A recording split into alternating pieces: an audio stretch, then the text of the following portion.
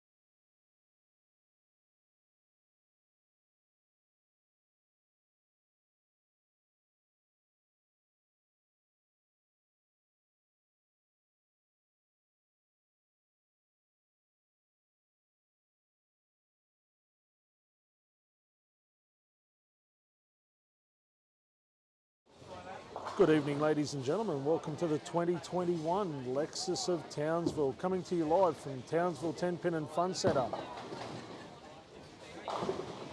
bowlers tonight will be bowling 12 games in 6 two-game blocks. On the live screen, we will be covering from lanes 13 all the way through to lane 20. So we will be bringing you live scores and updates.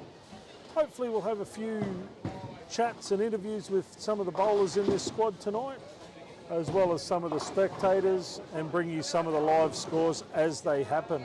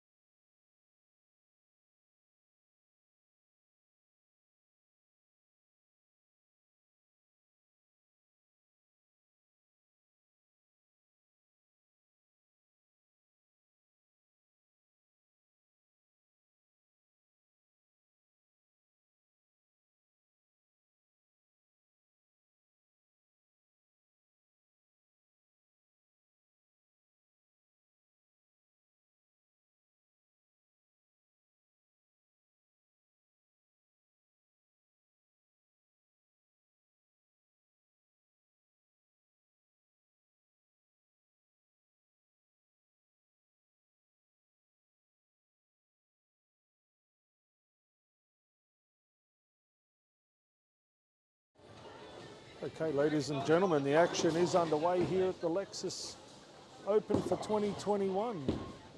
Josh Morris on 13 and 14 has opened up with a strike, as has Emily Hinspeter, Cohen Davis.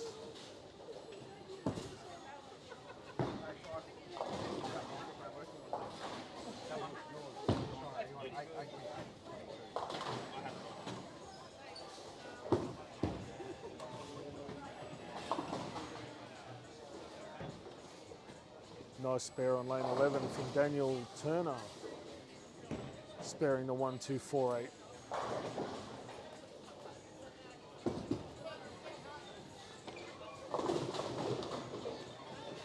Josh Morris has followed his solid strike up with a 7 count. 2-4-5, Baby Bucket.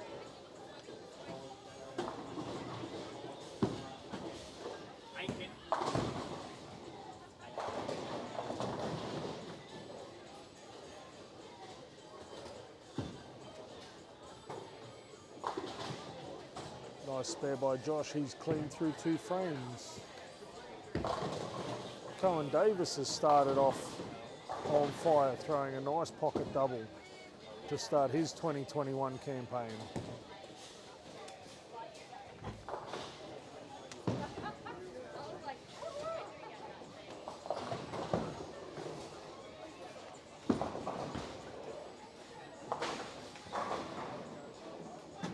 Kyle Craven's opened up with strike 9 spare.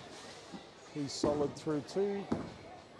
Ellie Bowman has opened up with a pair of spares in the first 2 frames.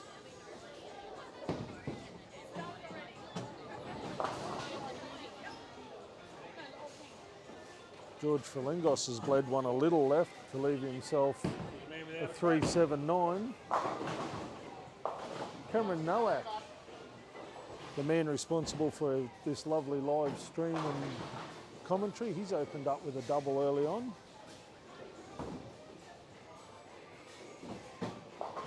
Tony Hamilton, after driving up from Brisbane, has opened up with a double also.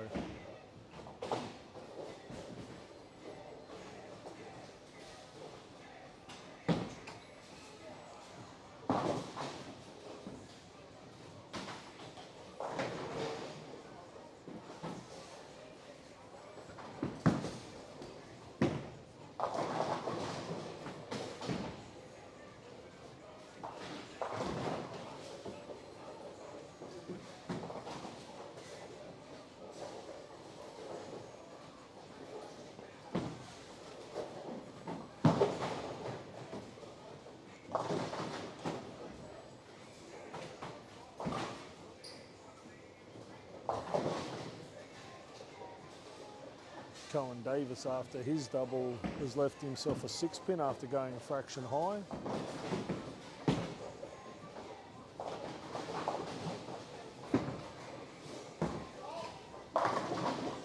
Tony Hamilton starts up with the front 3. Tony's bowling down on 23 and 24, which might be just off camera, but we will keep his string coming to you live as well.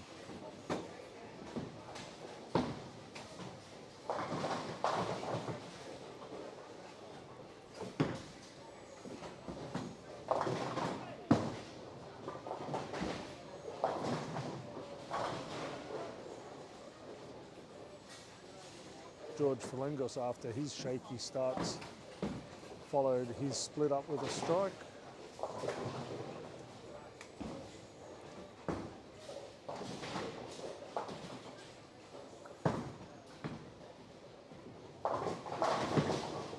Nice double there from George. He's obviously made the adjustment after the wayward first shot. We'll let him get into his rhythm and we'll go down and we'll have a bit of a chat to him. Naomi Jordan with 2 nice 8 spares.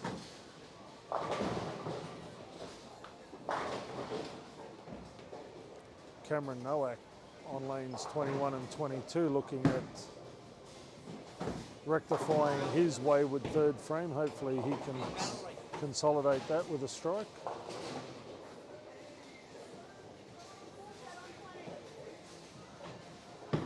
Tony Hamilton lets one roll on 24. Beautiful shot. Kicks out the late 10.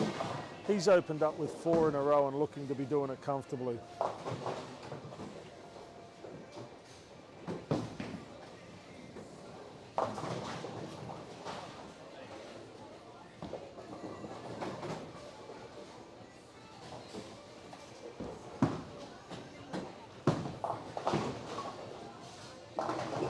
Nice strike there on 19 and 20 by Naomi Jordan.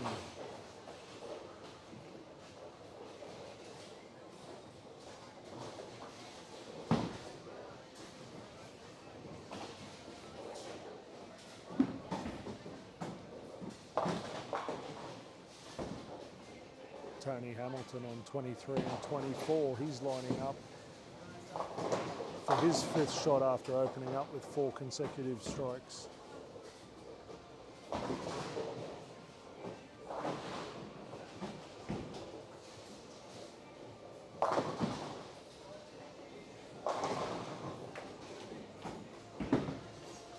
Looks good off the hand, holds a bit in the oil. Ooh, 610. Just bit a little bit hard on the back end, went slightly high.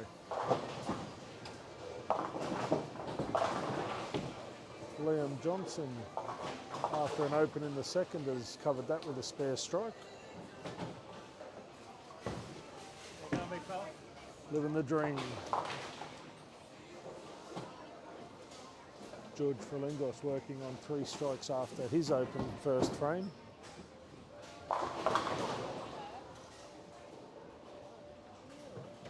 Kyle Craven has opened up on fire after a strike 9 spare. He too is working on 3 strikes on lanes 15 and 16.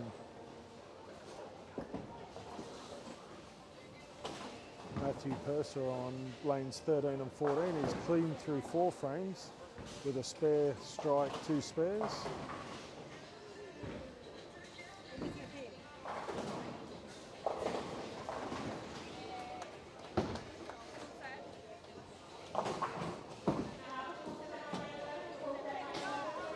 Rosalind Davies working on a double on lanes 11 and 12. She leaves herself a 3-9-10 baby split.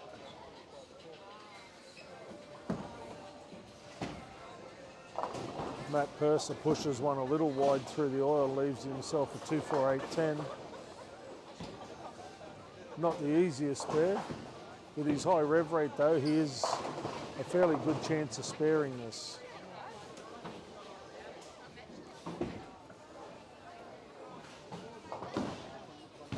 Nice spare on 17 and 18 by Ellie Bowman.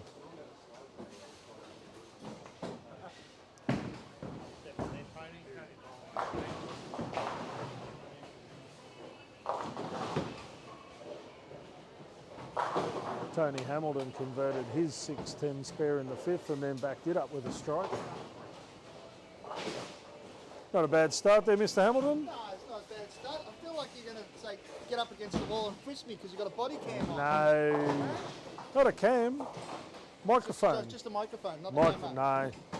No, nobody can see exactly what you're doing out there. Although they can. Yeah. So, yeah, good. Nice drive up. Yeah, it wasn't too bad. The wife drove all the whole way. It's her new car, so. She hasn't, not game enough to give you the keys yet? Oh, mate, those little hybrid things are great on the field. Awesome. Like $90 to drive up here. Can't go wrong with that. Oh. Cam Nowak with a strike in frame number 6.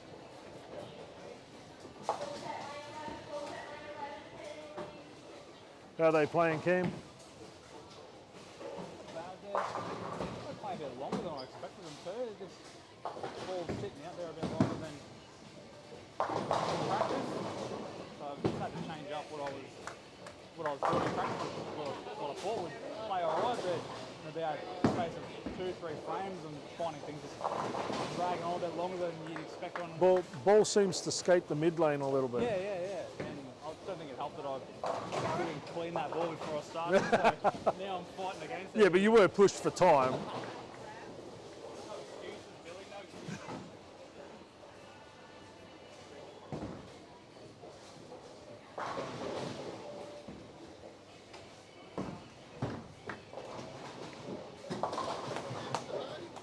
Nice solid start there from Tony Hamilton. He's cleaned through 7 frames.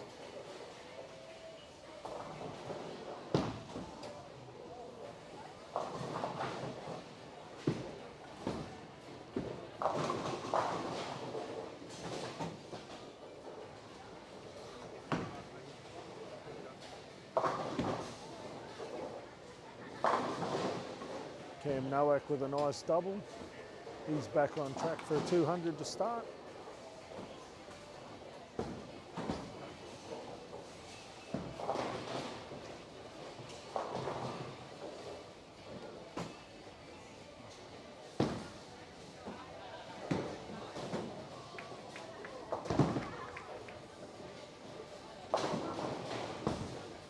George making an uncharacteristic miss in the 7th frame.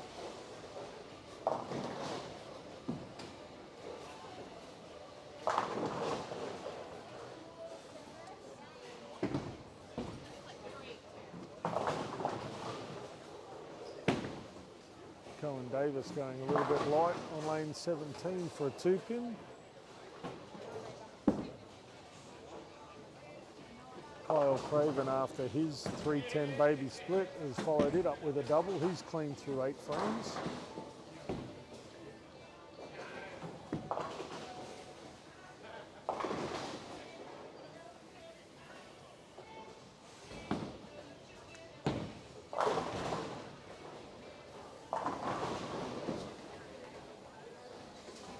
Daniel Turner and Nola Findlay on 11 and 12 seem to have found their rhythm now, as has Rosalind Davis on 11 and 12.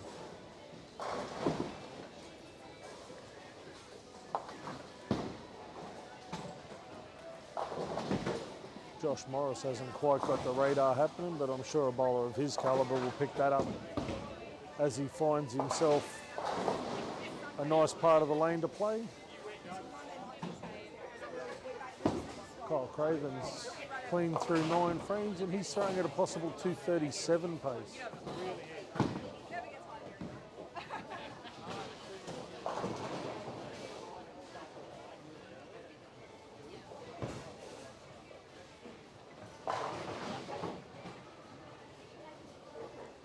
Naomi Jordan working on a double in frames 7 and 8 on lanes 19 and 20. She's looking at picking the pace up.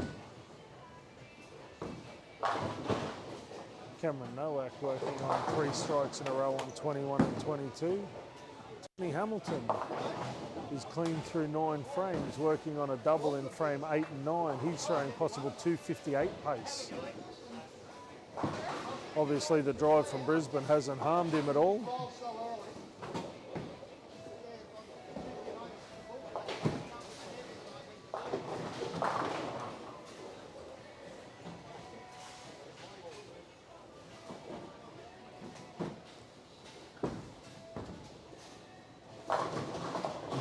George Falingos kicking out a late 7-pin to give himself a strike in the 9th. Cameron Nowak's dropping bombs like the Australian Army. He's working on a 4-bagger going into the 10th frame.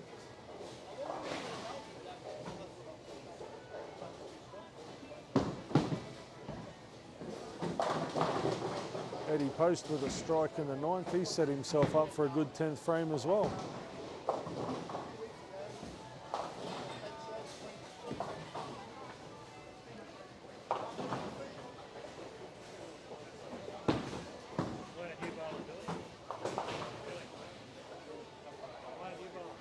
Doing the commentary. So, yeah, go for a walk around, do a bit of commentary, talk to legends like you. Still are a legend. Everybody up here knows you.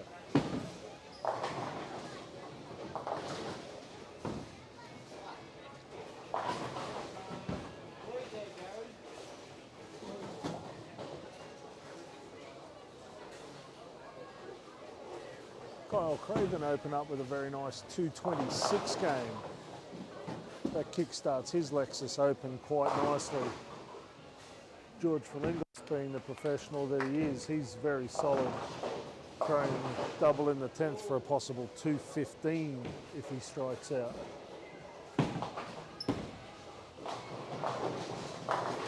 Ooh, Tony Hamilton with a ringing 10, first ball of the 10th frame. He's now throwing at a maximum 237.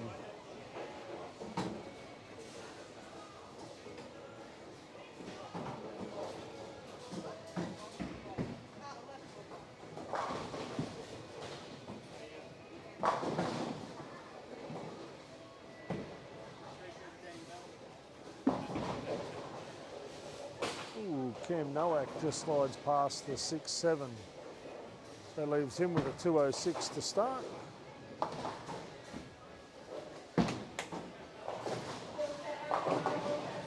Tony Hamilton converts his 9 spare. He'll be 230 plus. Eddie Post working on 3 in a row for a possible 189.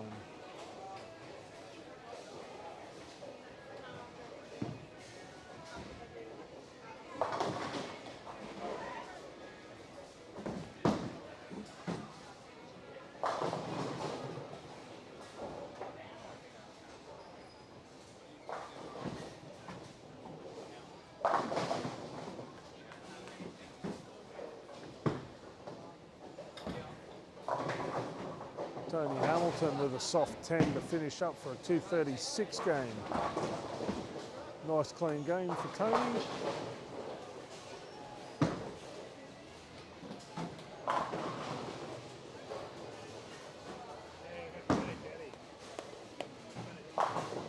Eddie Post with 4 in a row for 189.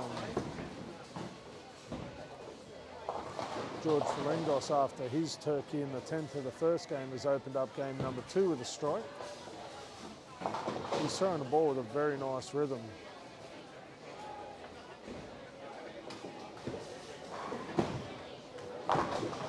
Oh, flat 5-7 on 19 for George. Didn't quite catch that at the bottom of the swing.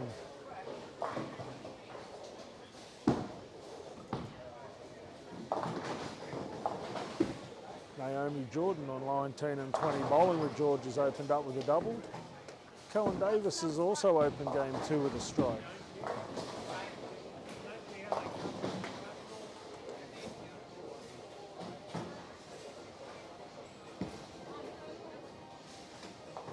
Oh, George spares the 5-7. Pretty good at sparing. Seems to be forgetting it hanging fast. How you doing, George?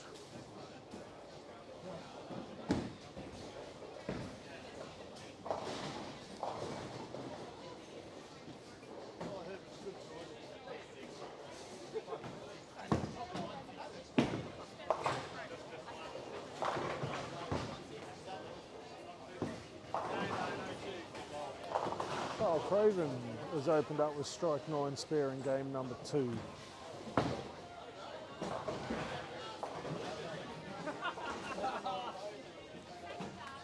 Josh Morris with a strike, first ball of game number 2 on 13 and 14.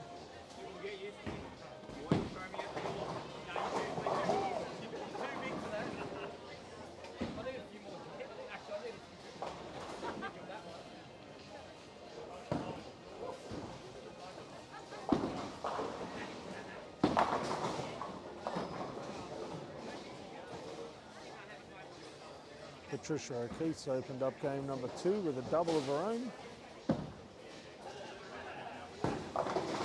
Matthew Purser with a soft 10, first ball of game 2.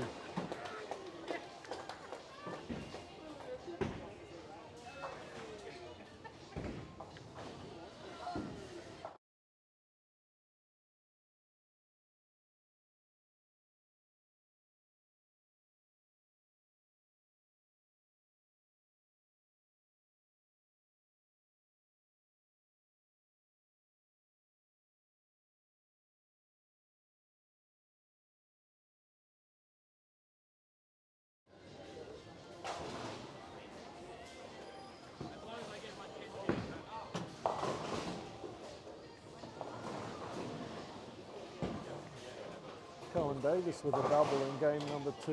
Ellie Bowman with an 8 spare strike to start her second game. Naomi Jordan 7-6 split. on 19 and 20 has opened up with 4 in a row.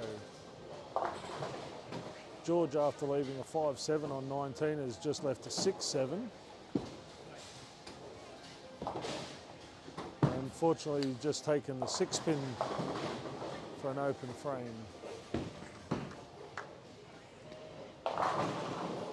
Cam Nowak, after a shocker in frame 1, has dropped an absolute bomb in frame 2 to kickstart his second game.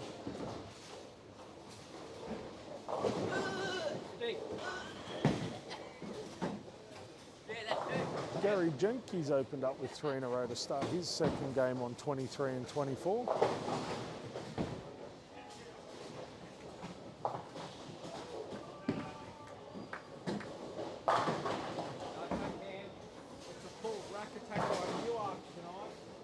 Cam Nowak's showing no mercy on any of the pins in that deck.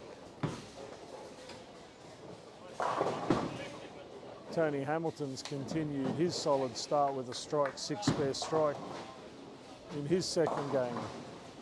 He'll be looking to consolidate that 230 with another decent game. Scoring on this pattern is going to be very challenging. There's not a lot of margin for error, and it is quite easy to push one through the break point.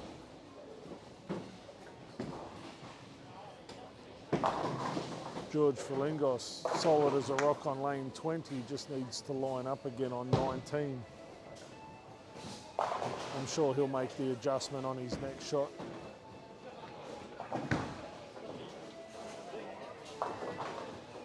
Kyle Craven's back on the strike sheet with a strike in the 4th frame after 2 9 spares. Josh Morris has opened up with 3 strikes in a row.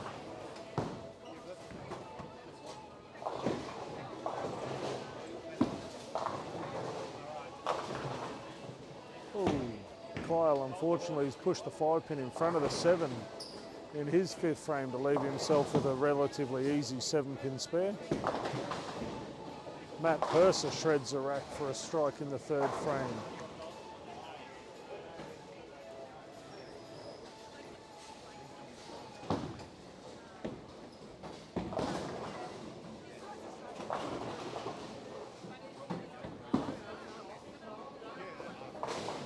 Spare for Kyle in the 5th frame. That keeps him clean through the first 15 frames of the tournament. George Filingos has made the adjustment. He's working on a double. Ellie Bowman is still clean through 4 frames. She's working on a Dutch 200 game.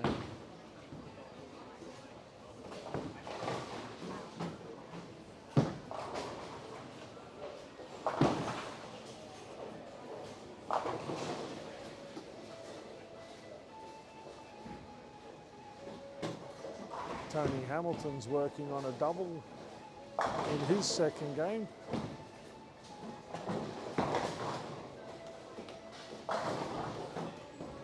Gary Jenkins found his range with 3 strikes, a 7 spare and a strike for his second game. Cohen Davis with a very late 7-pin on lane 17 and 18. Nice pocket shot, pushed half the deck at the 7-pin. One of them had to hit it.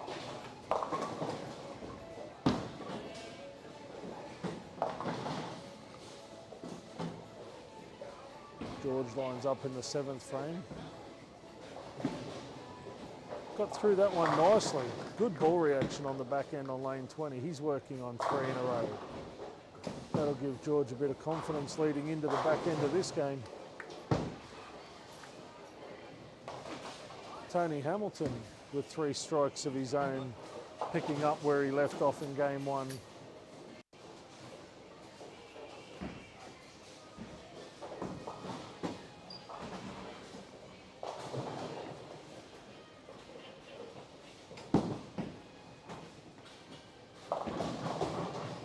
Cam Nowak lining up in frame number 5. He leaves himself a 310. Missed his target a little bit left Unfortunately, the ball didn't hold in the oil, just picked up a little bit early.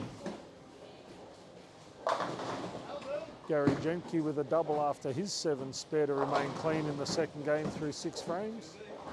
And Eddie Post starting to strike.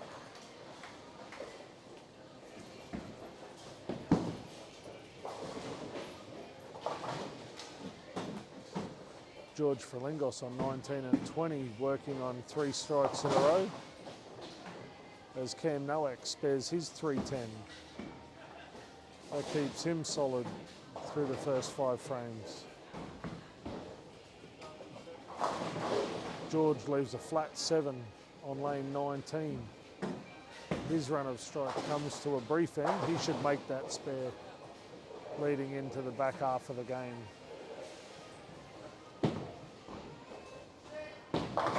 Tony Hamilton's got 4 strikes in a row through 6 frames. Mate, with the huge shot that you throw, if you're going to miss, you're going to miss left. Do you find though you've got that little bit of hold in the middle? It's great.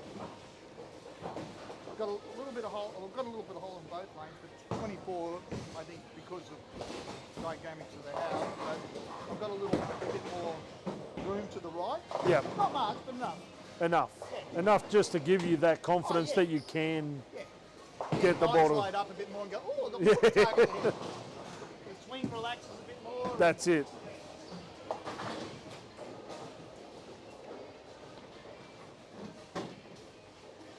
Nice start to the game, young Gary. Need it, mate, need it. Need alcohol. Yeah. Mate, it's a long, Long day. it's a long tournament. Make havoc, get happy. That's it.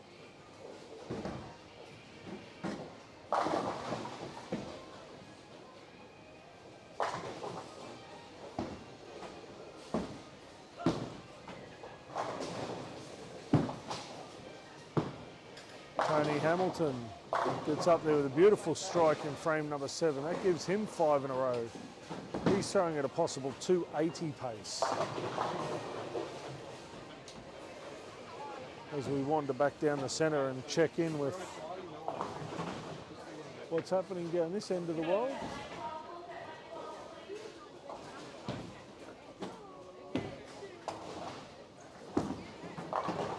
Nice strike from Ellie Bowman. Kyle Craven with a solid 10 pin in his 9th frame. Matt Purser, unfortunately, with a 6-7, the ball just rolling up a little bit early.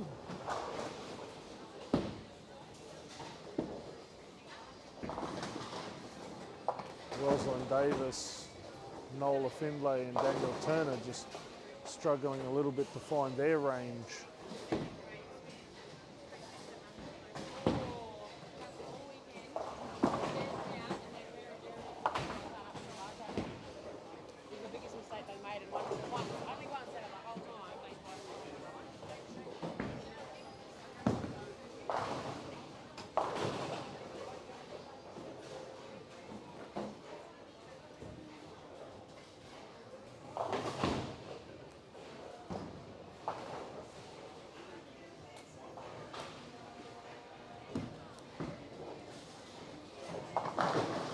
George Frelingos with a solid 7. He'll throw 2-0 in his second game, giving him a 420 block to start. Nice solid start for George.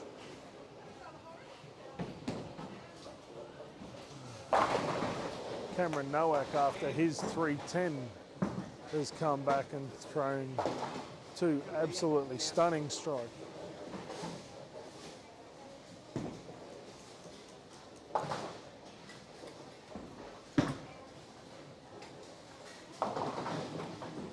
Eddie Post with gone a little bit high. He's left himself a 4-7. Tony Hamilton with a light pocket shot gives him 6 in a row. Still on target for a 280 game after his 237 to start.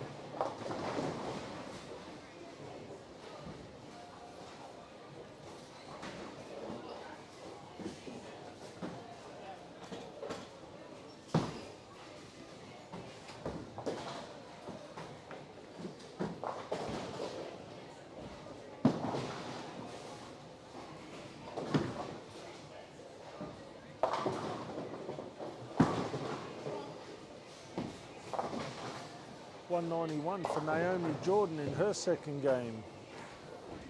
That'll give her confidence a boost.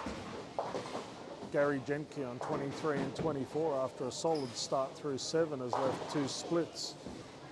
He's still on track for 200.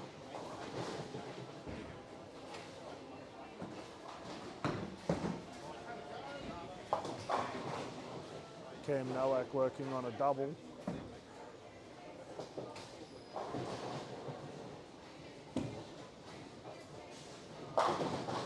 Oh, nice late 8. Kicks it out for the triple. He'll build on that working into the back end of this game. Nice late 8.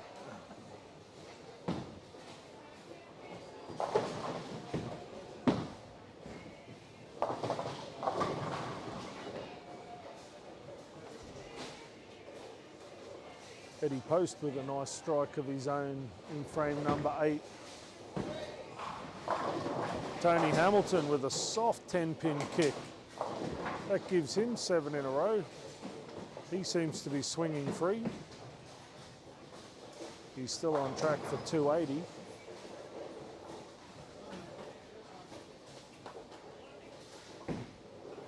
Where was this from, Tony? In what? Tennessee.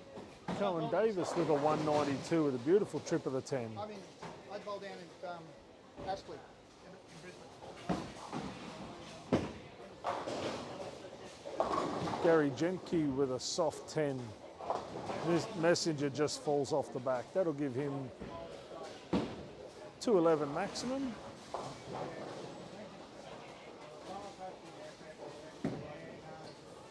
Cam Nowak leads one a little bit right in the 9th frame, leaves himself a 1-2.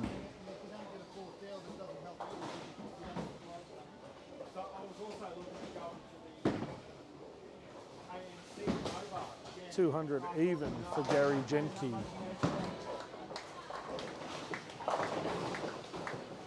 Now we will stay here with Tony Hamilton on 23 and 24. He's bowling for a maximum 280 in game number 2.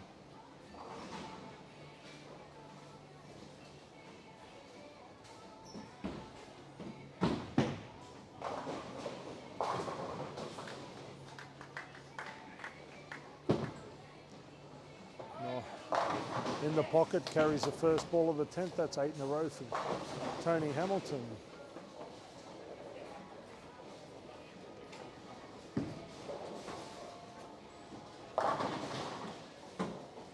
Liam Johnson goes Brooklyn in frame number 9. He's bowling at a maximum 208 pace.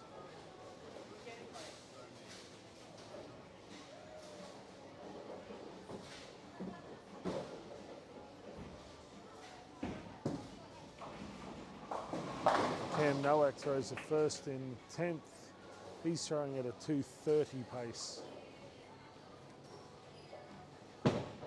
Tony got a little bit inside on that one. Nice. Ball holds up on the oil. That gives him 9 in a row.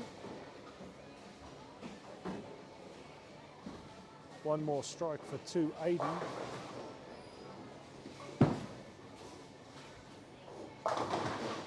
Eddie Post with a strike in the first ball of the 10th. That sets him up for a 194 game.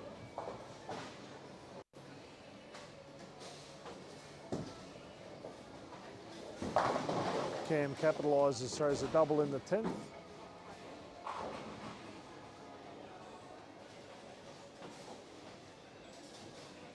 Tony Hamilton likes the roll of it. Goes light, carries for a 280 game.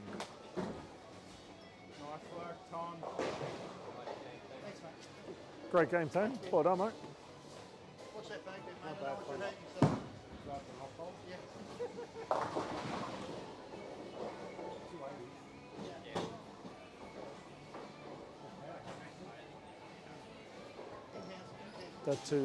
That 280 game gives Tony 517 for the first 2. Cam Nowak throws 9 count last ball, gives him 233 for a 440 block.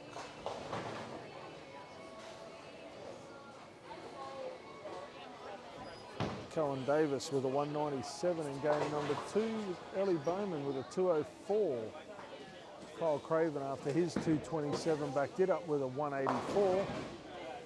226 for Josh Morris on lanes 13 and 14.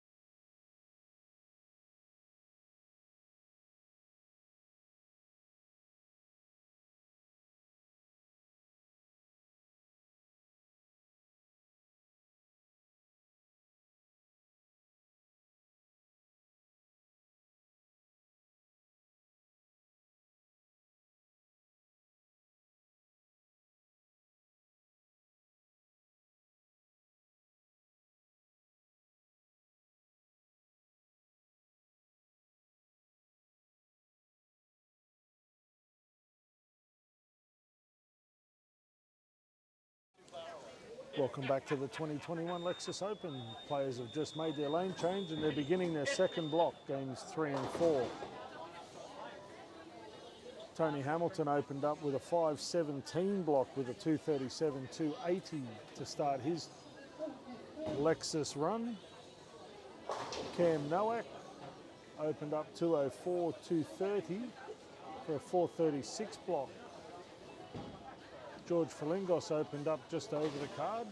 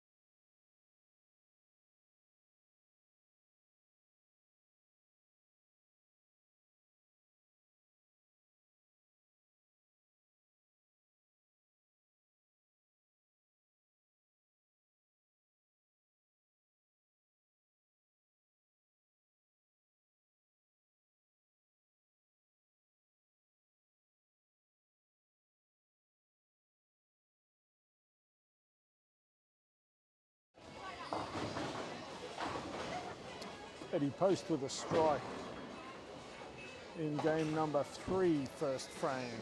Emily Hinspeter with a 9 spare.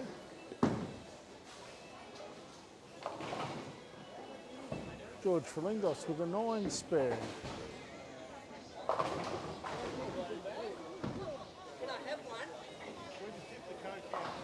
Cam Nowak's continued his form with a strike in the first ball of game number 3. Andrea Sanderson with a strike. They're on 17 and 18. Mitch Garland from Cairns with a 5 spare on lanes 13 and 14. Liam Johnson, one of the other young bowlers from Cairns, with a strike.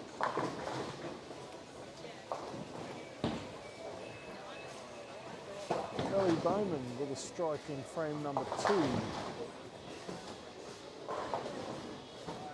George has covered his spare with a strike in frame 2.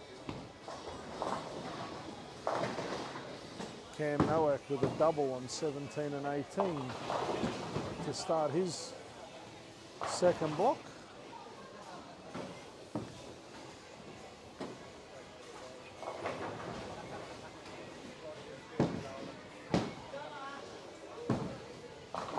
Nola Finlay with a nice strike on 21 and 22 in the first frame.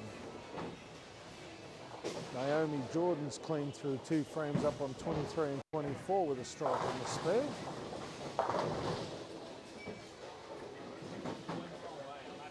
Liam Johnston's also opened up with a double.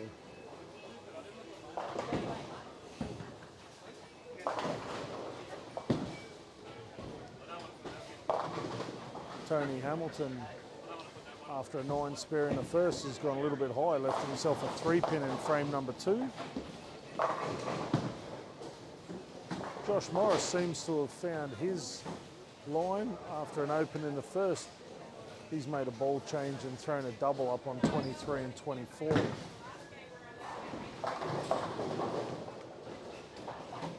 Naomi Jordan on 23 and 24 with a strike. Nola Findlay's opened up with a double on 21 and 22.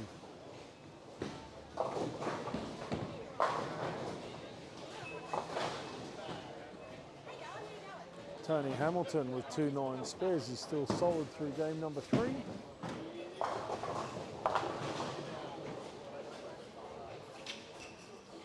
Cam Nowak with a 10-pin in frame 3. George Falingos working on 9 spare double.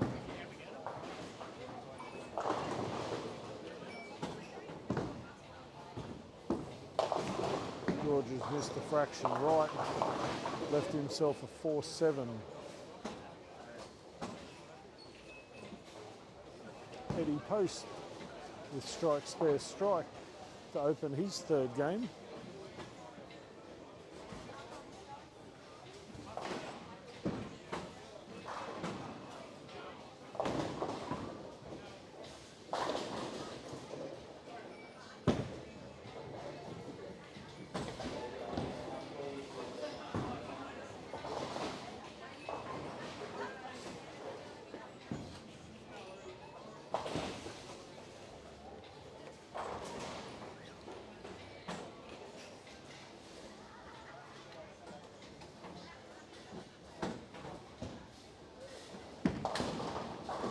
for Ellie Bowman in frame number 4. George Falingos has made his 4-7 spare.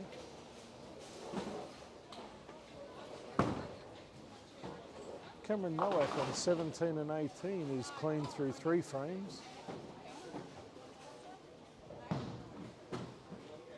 Liam Johnson with the baby split, the 310 on lane 17 after a double.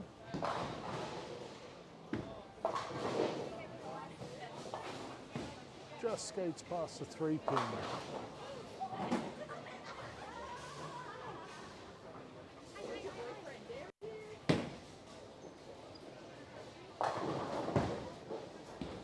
Naomi Jordan, after a double in frames 3 and 4, has left herself a solid 7-pin.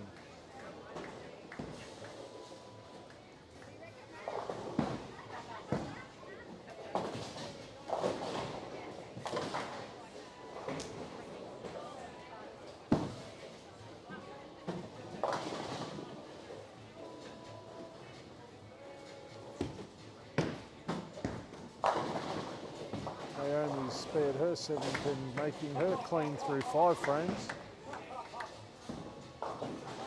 Cam Nowak with a messenger for the 6-pin on 17 and 18. That's not a messenger you see every day.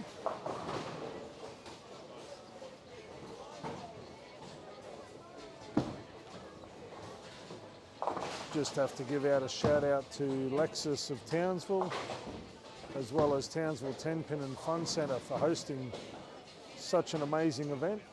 Great to see all these bowlers out on a Friday night, and we will have 2 more days of non-stop action. Liam Johnston on lane 18 with a 7-9-10. That's not a spare you see every day, and he'll be hard pressed to make that.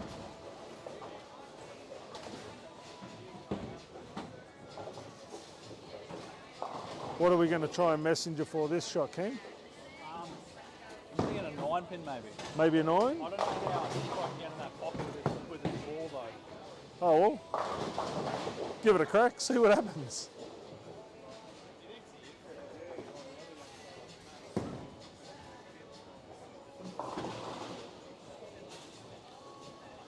Let's see how good Cam Nowak is at predicting his ball carry. He's hoping for a late 9 with a messenger to chop its legs out.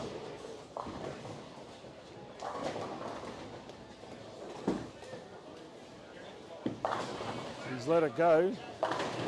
Oh, not quite. Nice strike anyway. Mate, I've been talking you up. We were just trying to see how good at fortune telling you were. I was hoping if you could have pulled that off, I was going to ask you for lotto numbers. If I was using a ball I was using earlier, maybe. That seems to be a ball that leads a lot of them. But If not lotto numbers, at least a winner in the 3rd tomorrow. Like.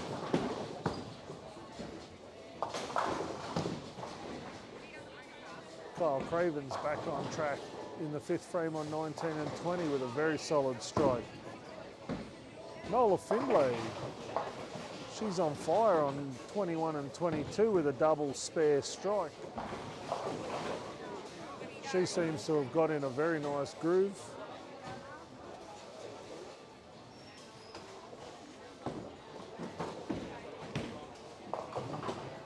Nice spare by Liam Johnston on 17.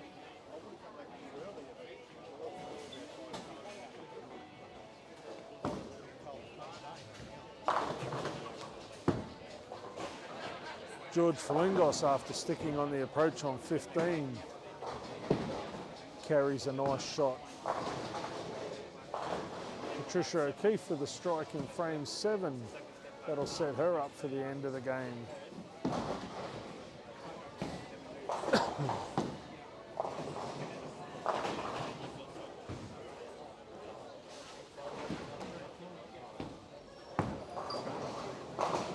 Cameron Nowak sucks all 10 pins in the pit for his 3-bagger on 17 and 18, and he's looking fairly comfortable at the moment. already got it set up profile picture on. Tony Hamilton can't seem to kick out a single pin. He's thrown 4-9 spares to start his third game. He closes the fifth with a 9 spare also.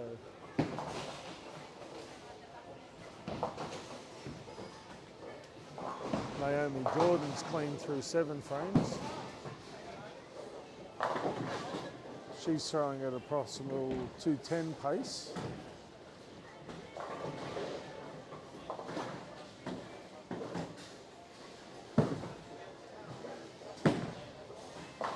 Nola Findlay with another beautiful pocket strike, giving her a double in the 4th and 5th. Unfortunately, Naomi has hit the pocket and left an unfortunate 7-10, which is not an uncommon carry here in Townsville. Ball just doesn't seem to want to drive and kick out those corner pins, and quite often players have been stuck with a 7-10. Gary Gentke clean through 6 frames working on a double. Tony Hamilton finally kicks out the corner pin for a strike in the 6th. Cam Nowak continues on his merry way with a 4-bagger. He's dropping more bombs than a B-52, young Cameron. Hopefully he can keep that up for the rest of the night.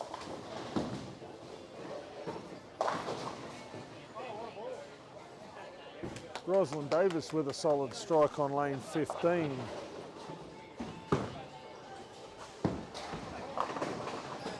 George Falengos working on a double going into the 9th frame. Mitch Garland also leaves a 7-10 out of a pocket shot.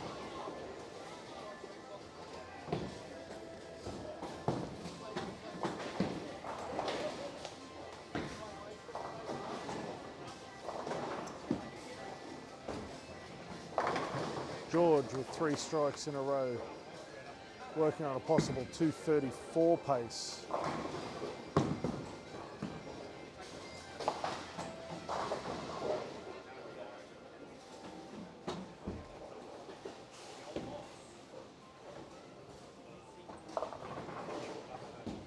Eddie Post with a strike in the 9th frame. That'll set him up for a solid 10th frame. Ellie Bowman, after 205, seems to have lost her way on 13 and 14. Nice strike on lane 12 by Emily Hinspeter. That gives her a good crack at 190 in game number 3. Patricia O'Keefe is also sparing fairly well leading into the 10th frame.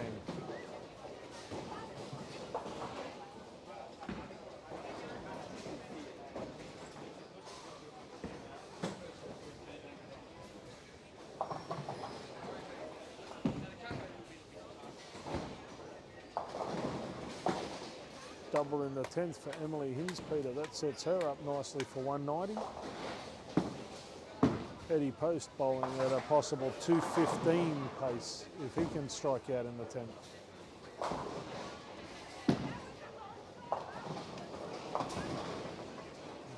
Unfortunately, Eddie's pushed it through the break point, leaves himself at 210.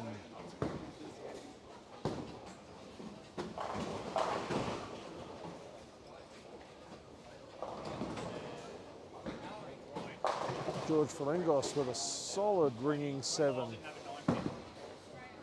He sets himself up for a 213.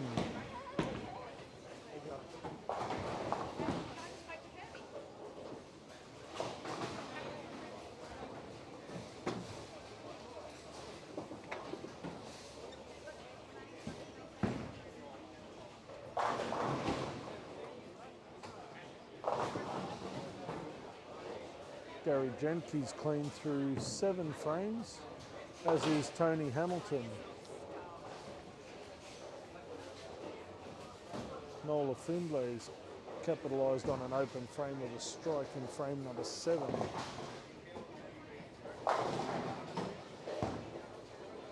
Cam Nowak's run of strikes comes to an end with a flat 10.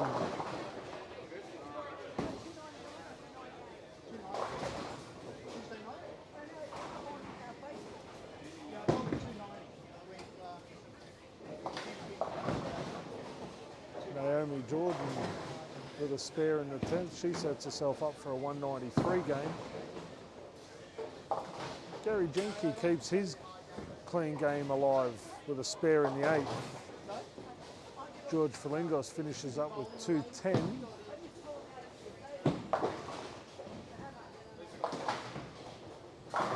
Josh Morris with a beautiful 5 strikes to finish game 3 for 225. That won't do his chances any harm either. A lot of these young guns coming up from Brisbane. We've also got arguably the best youth player in Australia bowling tomorrow.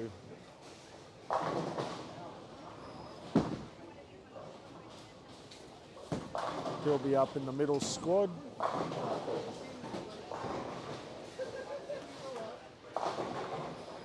Of course, I'm talking about young Callum Bork. He's come over from WA. We've got a few bowlers from WA playing this year.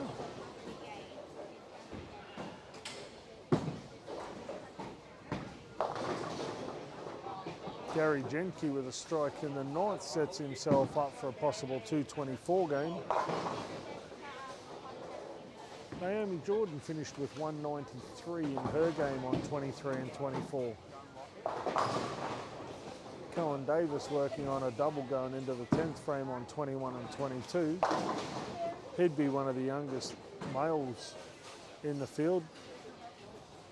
There's him and Blake Walsh.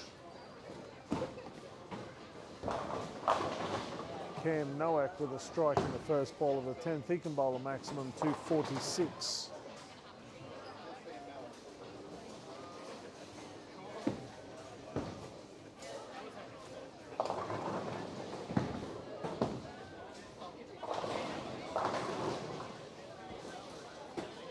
Tony Hamilton still hasn't opened a frame in 3 games with a double working into the 10th.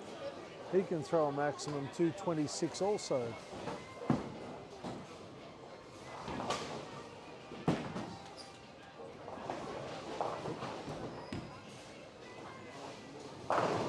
Cameron with a double in the 10th. That'll give him the chance at a 246 and possible 683 for his front 3. George Filingos is open game number 4 with a solid strike, and you can expect him to start to string from here on.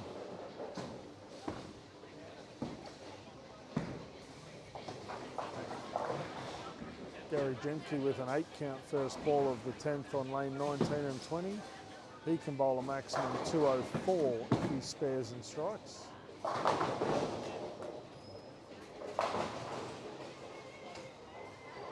Matthew Purser and Josh Morris on 23 and 24 have both opened with strikes in their 4th game. Cameron Nowak finishes his great game with a 246. Could have been a lot better if he didn't swipe that 10 in the 9th frame. Yeah, I know, Billy, but it can't all be perfect, you know? 683 for the front 3's not bad.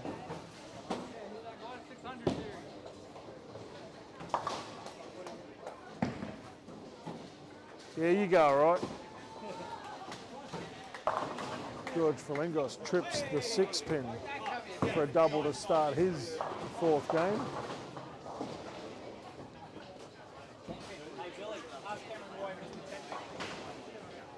Yes, Cameron, why did you miss the 10 pin? Was it just a bad shot or did you just... Well, Billy, I'm only 8 weeks post-operation ankle reconstruction on my sliding foot. Excuses. Still getting back into that power through on that spare slide, going straight for pins. So but you're, sort of dumped it off a little bit because I was a bit off balance. Your approach for your strike and your approach for your spares is very similar. Would there be that much extra strain on your ankle for that spare shot? I think it's more the angle because you're opening up your body across the lane and actually driving through. So it's the pivot more than the actual force. Yeah, so, and then because I'm a bit worried about staying stable, I'm dropping my shoulder, thumb out, and then just basically putting the gutter just in front of me. So, all right, well, hopefully you don't leave too many more 10 pins and we can have a nice clean game. You know, the more strikes you throw, the less you have to spare. Trying.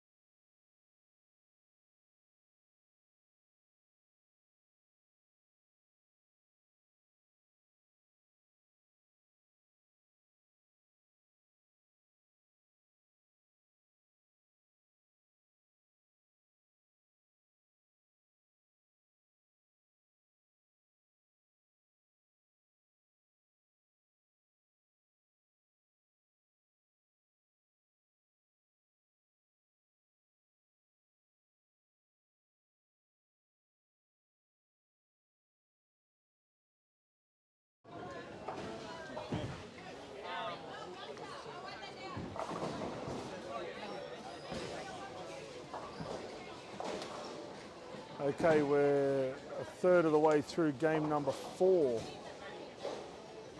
We have George Falingos on 15 and 16 with the front 4.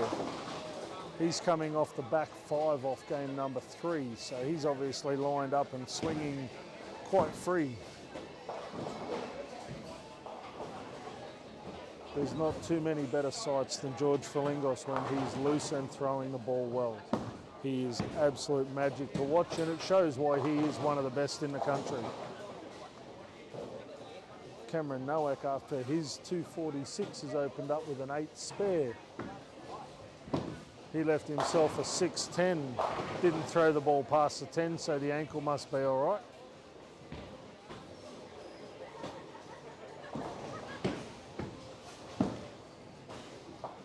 Down on 23 and 24, Josh Morris, after open in the second, has backed that up with a double, which is covered quite nicely.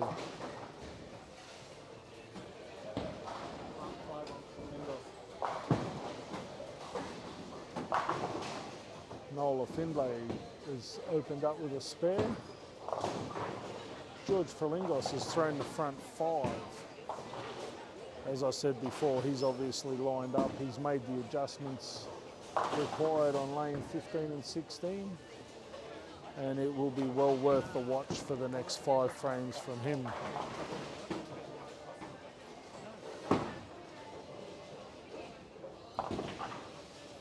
Nice spare on 13 and 14 from Mitch Garland. Patricia O'Keefe is working on a double in frames 5 and 6. And Eddie Post on the same pair has a 3-bagger working. Emily Hinspeter with a nice strike in frame number 7. A very slight built girl, but throws one hell of a shot. Very, very strong release point. Cam Nowak on a double after his 8 spare on 17 and 18.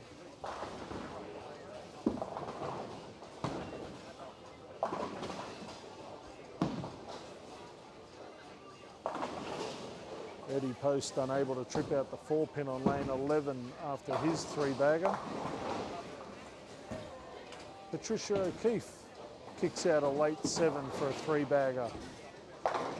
George Falingos goes a fraction high, jams a 6-pin on lane 15.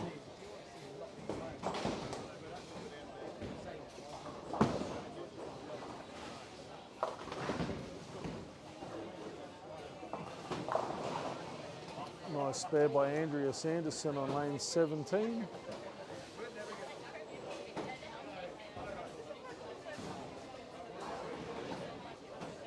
Tony Hamilton still hasn't opened a frame through 3 and a bit games. After his 8 spare, he's thrown a very nice strike in frame number 2 of his 4th game. Josh Morris up on 23 and 24 has thrown 3 in a row. Obviously the open frame hasn't deterred him too much. Goes a fraction high, leaves a 4-pin. He should cover that spare and he'll move on into a very strong position for the back half of this game. Cohen Davis solid through the first 3 frames. Good rising talent.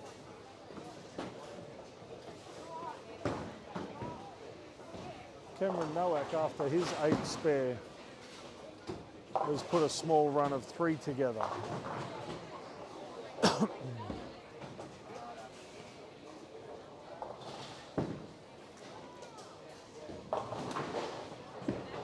Tony Hamilton lining up on 19 and 20 to consolidate his strike with a double.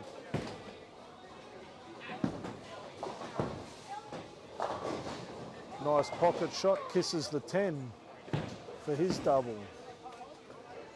George Falingos, after that solid 6-pin, has backed it up with a strike. He's throwing a possible 279 pace.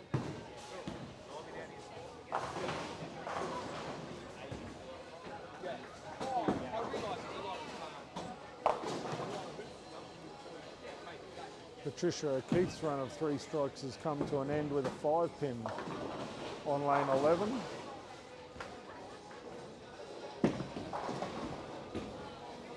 covers that nicely. Emily Hinspeter with an 8 count.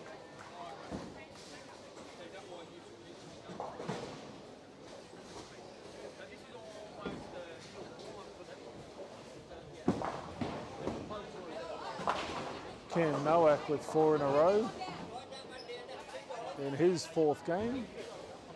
He's throwing at a possible 290 pace. Tony Hamilton has also lined back up. He's thrown 3 in a row after his 8 spare. We'll just push Cameron out of the way as we walk down the other end of the house. Liam Johnston with a nice strike in frame number 5. Daniel Turner's clean through 4 frames on 21 and 22. Matthew Purser with a nice double. He's cleaned through 7 frames in his 4th game. Matthew's one of the young guns from Brisbane, made the trip up to Townsville for the Lexus. Nice double from Cohen Davis. Once again, we just have to give a shout out to Lexus of Townsville and the Townsville 10 Pin and Fun Centre for hosting such an amazing tournament.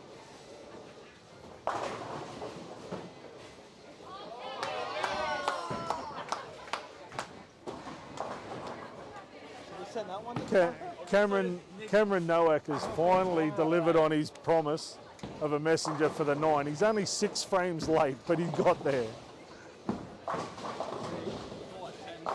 Absolute monster shot.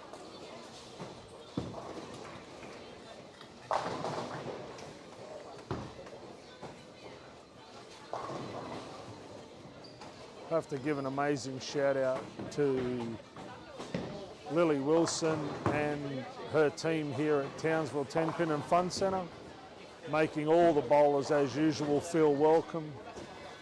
No request is too big or too small. If they can facilitate it, they have been able to do it. Tournament director Tyson Jones, he's doing a fantastic job behind the scenes, organising scores. The people from Wildflower Photography and Film for all the live stream and ability to commentate. It's been an absolute pleasure to work with all of these people over the last month or so to get this together for you guys watching at home. George Falingos, after his solid 6-pin, has come back with 3 in a row, and he can throw a maximum 279. George is one of those players, he will build off a game like this and he will just continue to get stronger and stronger as the tournament progresses.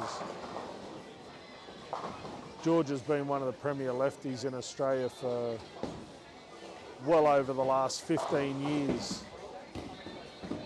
Very consistent player, very poetic player to watch.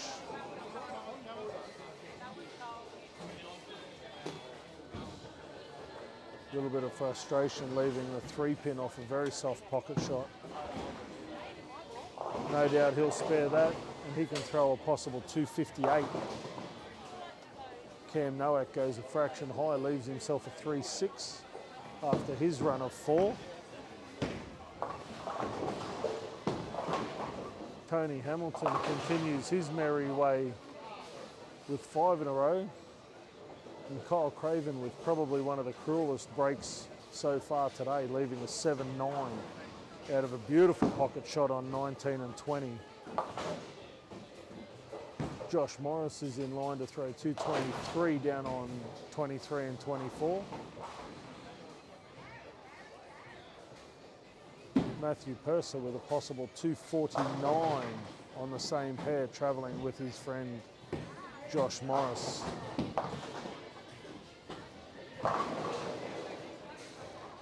Cohen Davis, after 3 absolute magical shots, has left himself a 7-pin after dropping an absolute cracker of a pocket shot.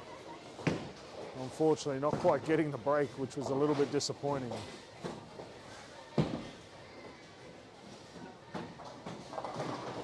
Nola Findlay with an 8 count in frame number 7.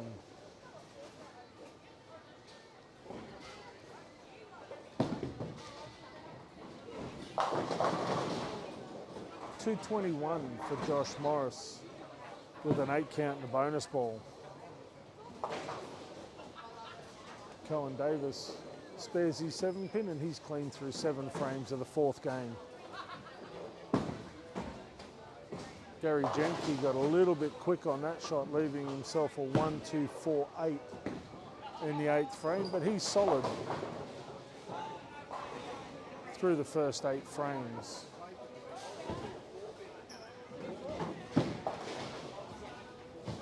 Tony Hamilton has left his first frame open in 4 games, just whiffing one past the 10. He's still throwing maximum 247 pace, so it hasn't really hurt his chances at all.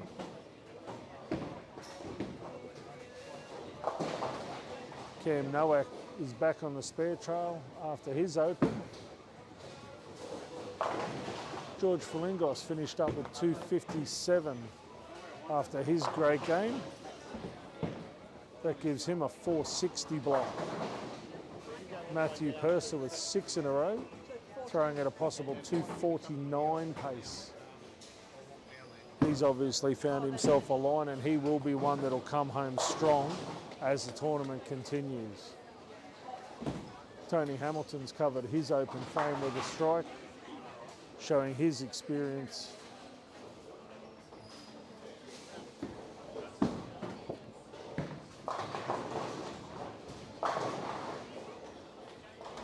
Matthew Purser finishes up with 249. They'll move down to 19 and 20, where I'm sure those scores will continue for the 2 young guns from Brisbane.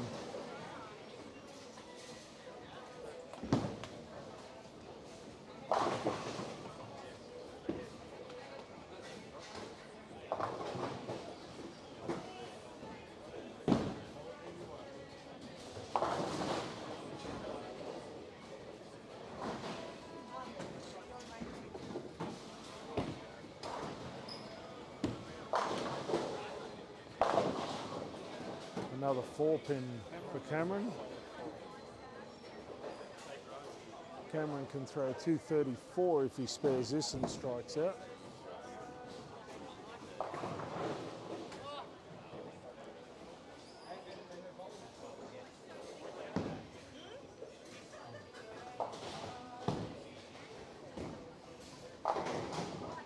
Tony Hamilton with a double after his open.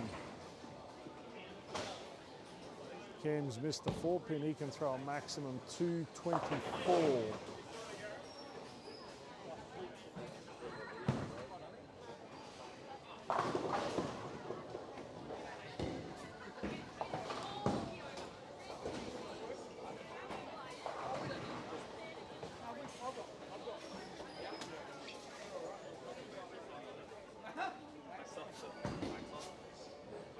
What ball are we throwing today, George? Using a scuffed parallax. A parallax. Yeah, it's usually a pearl ball, but I had to sacrifice the ball to hit Fair the enough. 500, and that was the sacrificial end. Fair enough. So, I see Storm still putting some great gear in your hand as usual. as usual, yes. We're very fortunate to still be sponsored by him. You've had a long run with Storm Yeah, 11 years. This is my 11th year being sponsored by him. and a very fruitful 11 years. Wow. Very fruitful, yes. So what's the attraction to the Lexus? You know, this is my. There's a few reasons, yeah. I started league here in 1979. Yep. My first ever league I joined was right here. So I've got a bit of a soft spot for Townsville and also, you know, this particular centre because this is where it all started for me. Fair enough. It was funny. I was talking to a lady today that when I bowled league, we had to go to class for 10 minutes, and there was a room back there that stunk. And I always remember that smell. But if you didn't go to class, you weren't allowed to bowl. So Wow. When I was 5 and 6, like I knew the lane was 60 foot long. I knew the pin played three pound 10. Yep. Like I knew there was, you know, 7 arrows on the lane. All the stuff we had to learn, which I think gave us some really good fundamentals. Do you find the younger guys coming through miss that? Absolutely. I don't care. We have some amazing talent coming through. like I did when I was younger, I had an appreciation for the people who came before me. The history of the game. The history of the Yeah. game, like the champions and where bowling's evolved, going from rubber to urethane and to resin, and then to see champions like Dick Webber and Pete Webber and now Balmo, have an appreciation for for the evolution of the game. Yeah, not just the here and now, but where it came from It to came get from, there. absolutely, yeah.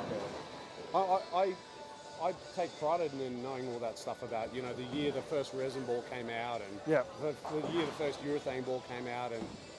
Do you think that will come back to the game though? Like the Blake Walshes, I mean, Belmo's young guy, Hugo seems to be throwing the ball really well. Yeah. Like the younger generation coming through, do you think they want to know that? Look, I think Blake is a bit different because his dad and his uncle and his mum have all represented Australia. Yeah. And he's just been brought up in a bowling family. So I think he does have an appreciation for it because he's a pretty disciplined, switched on kid. Maybe some of the other ones, not so much. Okay. I think they want to learn about today's game and Yeah. they want to make pins fly and that's fantastic. Yeah, I'm not disagreeing with that at all. But still have an appreciation for the history of the sport.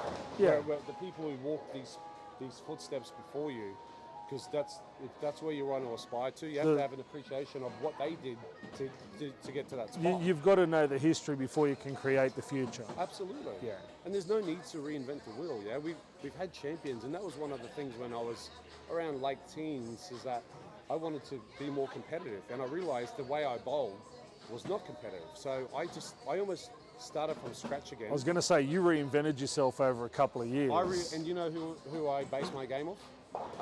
Fred Orslop, Yep. Cara Honeychurch, and Earl Anthony. Yeah. And I wrote down common traits that all these three had, and I thought if I can create an approach and a release that encompasses all these traits, Yep. maybe I can be successful as well. Because I didn't have to reinvent the wheel. There was already champions before me that had done it. Yep. And I had instant success. And then I just wanted it more and more and more and more. And then history. How are you finding these? Like I'm watching the right-hand side and it seems very easy to be able to push it through the break point. Is it the same on the left? So what I've done, and the reason why I call it the sacrificial Yeah. lamb, is that I discovered when I was practicing today, as the same as last year, that if you scuff your ball enough, which I've scuffed that to 500, Yep. that out of bounds doesn't exist. Okay. I actually can't miss left because I've learned over the years that there's a sliding scale Yep. on volume of oil and grit on your ball. Yep. So what I did, and I'm playing more percentages here where I don't want to miss the pocket, I've created 4 boards to hit. Yep. Because of the surface I put on the ball. Fair enough. So that's my strategy. I know when I throw it left, it rolls up and my carry's good. If I miss in a little bit, You've got a little hold. I've got a hold, but the carry's not so good. Yeah. So for me, it's comfortable. I've got like 3 or 4 boards to hit. You look smooth. It has to be, like I'm trying to keep my speed down a little bit to Yep. get the ball to roll up, but it's all about surface for me today. All right. Surface, keeping the feet slow, the rest will come. Awesome. All right, good luck for the rest of the day. Thanks, mate. Appreciate it. Just a quick chat in between blocks there with George Falingos, probably one of the greatest bowlers Australia has produced statistically and result-wise. Nice to get a bit of an insight behind the thought process of a true champion of the sport.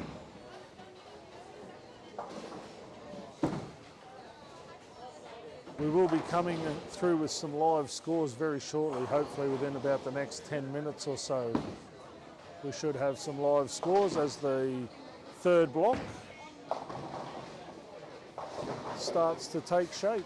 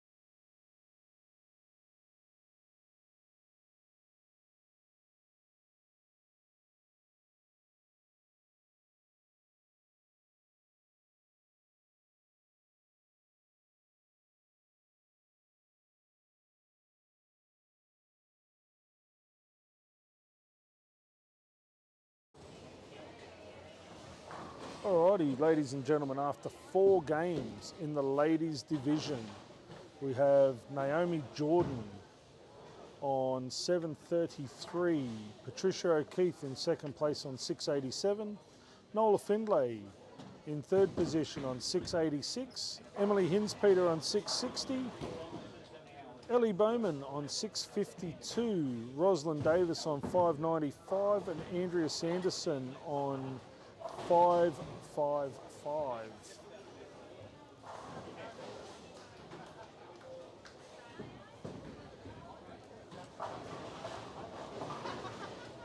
Go down here to the men's division. In first position we have Tony Hamilton with 976. Cameron Nowak in second place on 909. George Frelingos, our highest placed left-hander, on 886. Josh Morris on 825. Matthew Purser on 765. Gary Jenke 748. In seventh place we have the young Cohen Davis on 742. Edward Post on 739. Kyle Craven on 734. Daniel Turner rounds out the top 10 on 664. Just outside the top 10 we have Liam Johnson on 651 and Mitchell Garland on 600. These scores can be found on 10-pin results. If you do wish to log on, you can get live updated scores of the tournament. We will try and get these scores through to you after every 4 games with a combined total at the end of qualifying. Stay tuned, there will be some amazing scores. Cameron Nowak, after a slight ball speed fade and open frame, has come back with a very solid strike.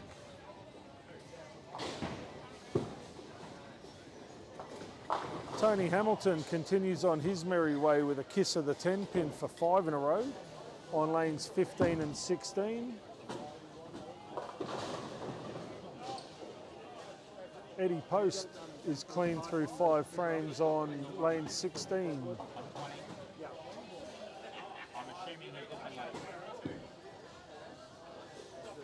Matthew Purse has opened up with the front 5 down on 19 and 20. I'm assuming he's looking at it.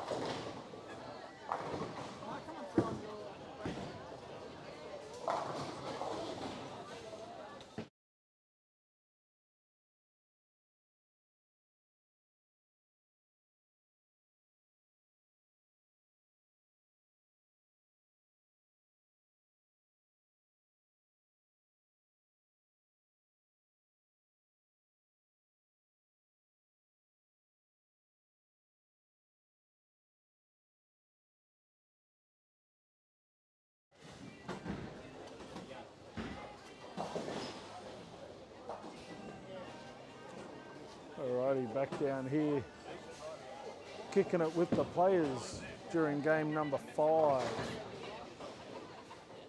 Eddie Post clean through 6 frames. Tony Hamilton with the front 5.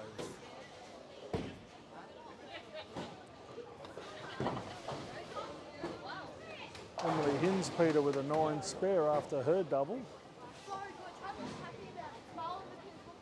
Andrea Sanderson is clean through 6 frames on 21 and 22.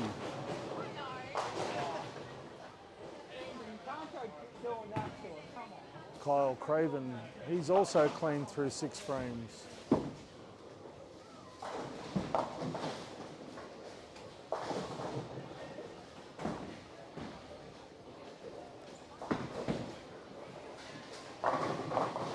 Kyle with a beautiful messenger, unfortunately just kicks behind the 10.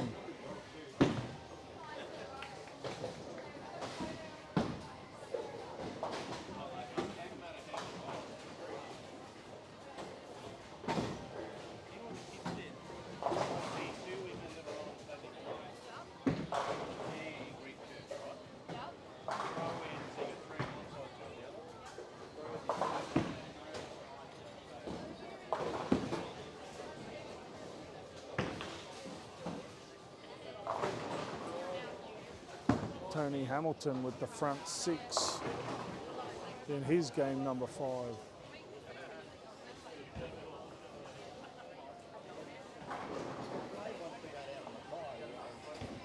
Contrary to popular belief, Cam Nowak can spare a single pin with his 9 spare in frame number 6. It was a 10 pin too, Billy. It was a 10 It was pin. a 10 pin. That's good to hear. Glad you're back on the horse. Thanks, Bill. George Ferlingos, after an unfortunate split in frame 6, has thrown a double.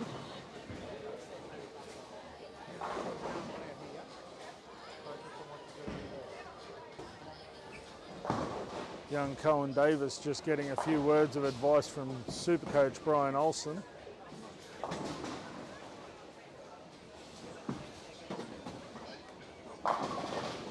You need to remember that name though, Cohen Davis. He will be one of the bright shining lights of the future of our sport. How old is he?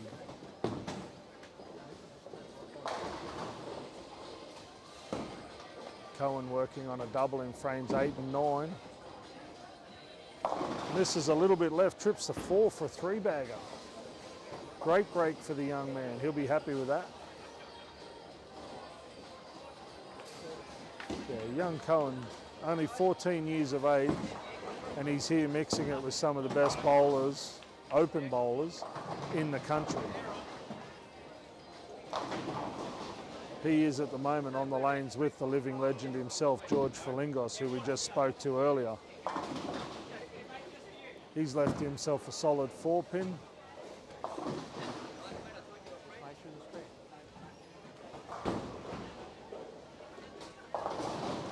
Tony Hamilton, after 7 in a row, goes light, leaves himself the bucket, 2-4-5-8.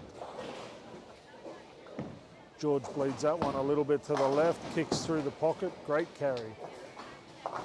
That gives George 4 in a row and a possible 236 maximum score.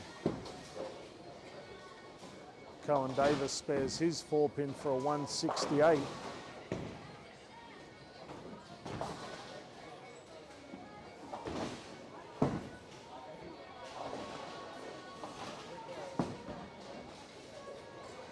Tony Hamilton spares his 6 count and he can throw a maximum 276. George Ferlingos unable to trip out the 6-pin. He'll throw himself a 225 game.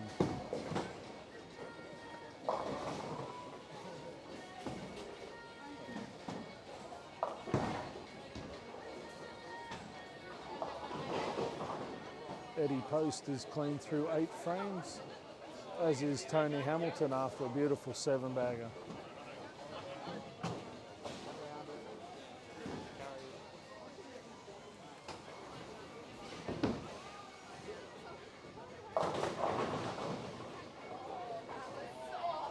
Another great strike by Andrea Sanderson.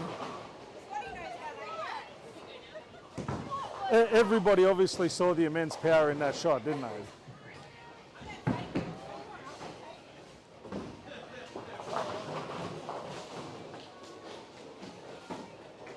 Nice strike there from Emily Hinspeter for her first in the 10th. Nice spare by Kyle Craven. He can throw 196. Mitch Garland with a strike of his own, just tripping out the 10.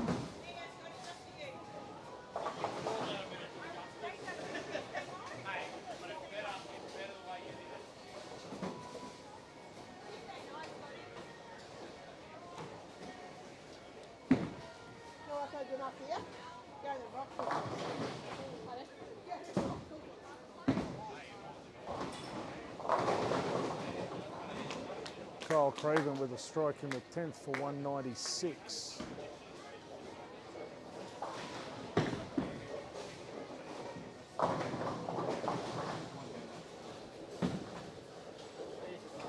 $192 for Andrea Sanderson on 21 and 22. 206 for Emily Hinspeter.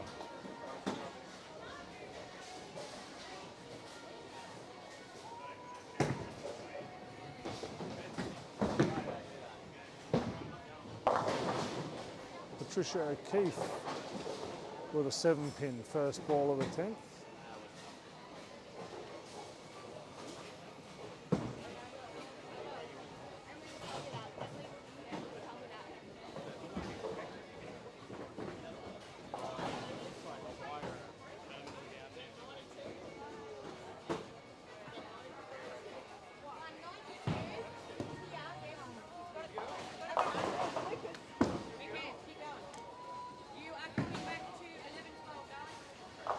strike after his sixth spare for Tony Hamilton. Still throwing at a possible 276 pace.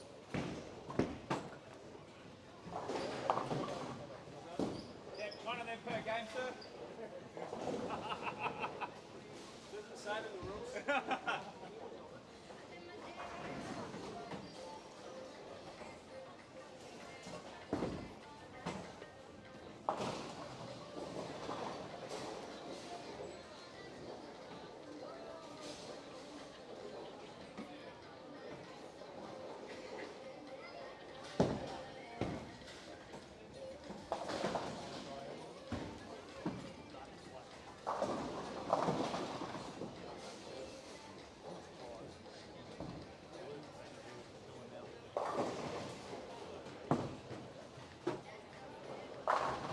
Tony Hamilton with the first in the 10th.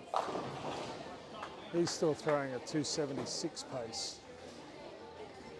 This will back up his 280 from game number 2.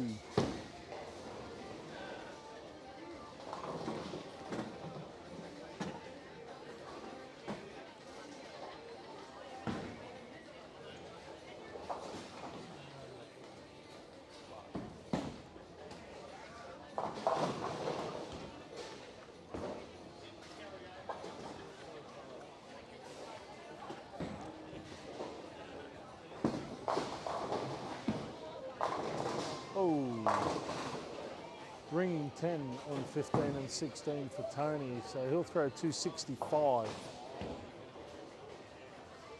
Tony's off to an absolute flyer after 5 games.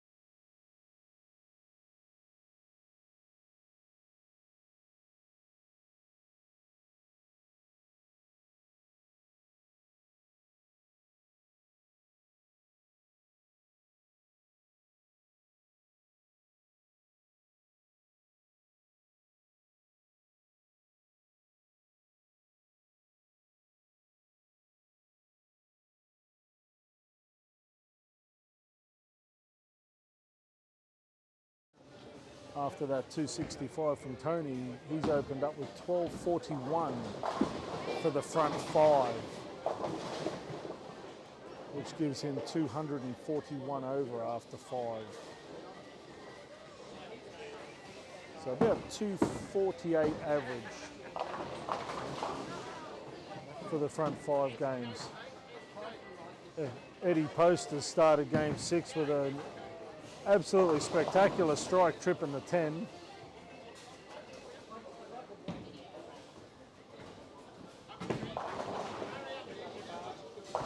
Matt Purser, after a lengthy break, has thrown the front 6th and backed it up with a 6 count. 1, 2, 4, 8. Emily Hinspeter with 2 spares in her 6th game.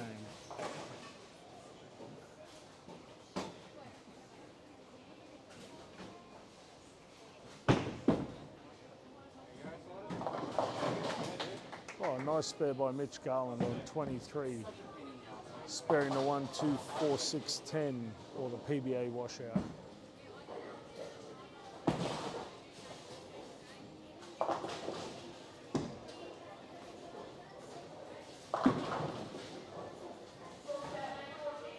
Nice ball by Emily Hinspeter for a strike on lane number 22.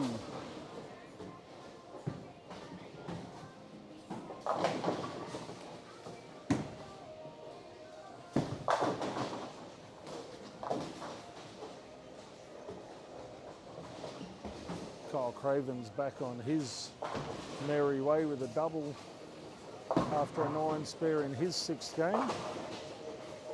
Matthew Purser managed to spare his 6 count. He's clear through 7 with a possible 276. Matt gets up in frame number 8, absolutely drains the pocket for a strike.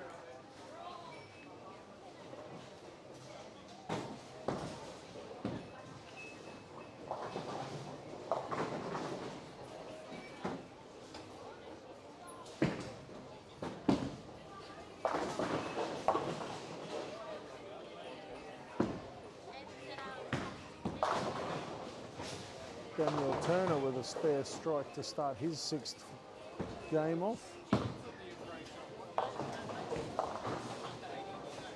Tony Hamilton's opened his 2nd frame for the whole day in the 1st frame of the 6th game. I'm sure he'll cover that back up with a strike in the 2nd frame.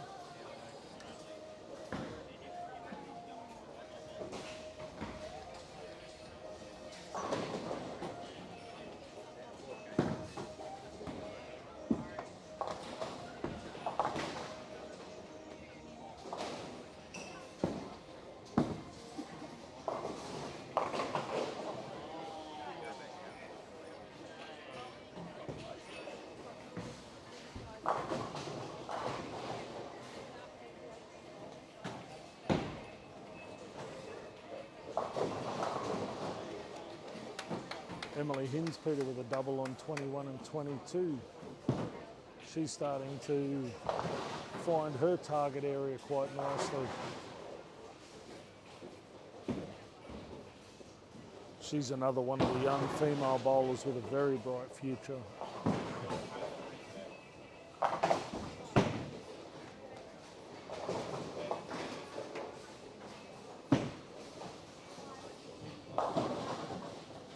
Nice strike by Patricia O'Keefe on lane 21, tripping out to 6'10". Ellie Bowman with a Brooklyn strike on 23 and 24.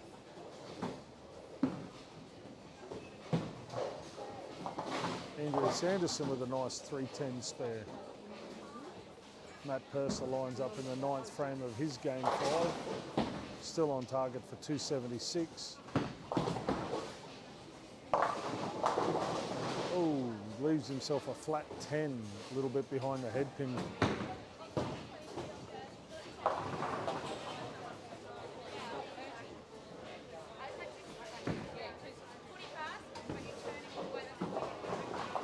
Emily Hinspeter with an 8 count after her double.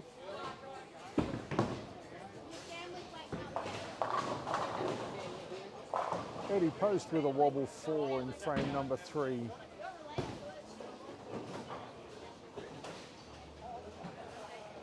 Cam Nowak with 2 spares to open his 6th game. And Liam Johnson with a strike to start his game number 6.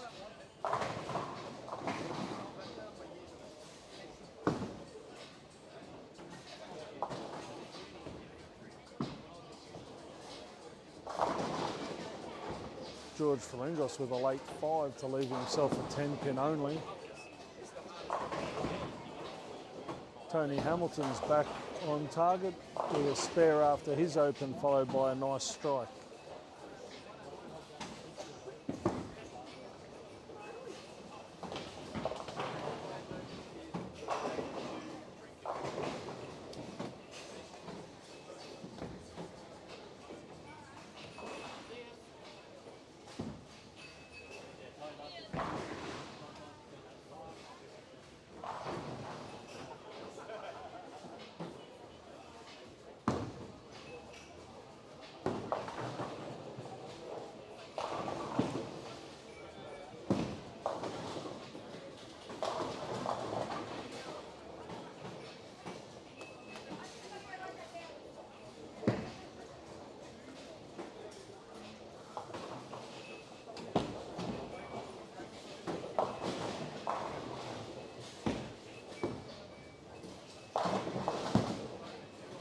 Patricia O'Keefe with 3 in a row.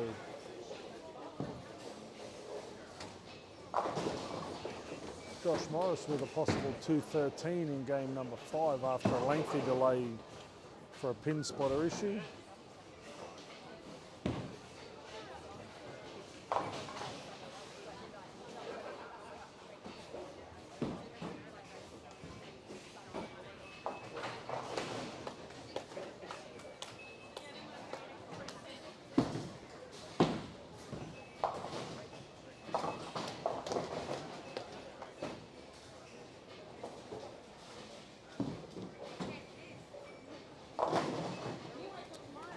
213 for Josh Morris in game number 5, following his 226, so he's on a roll.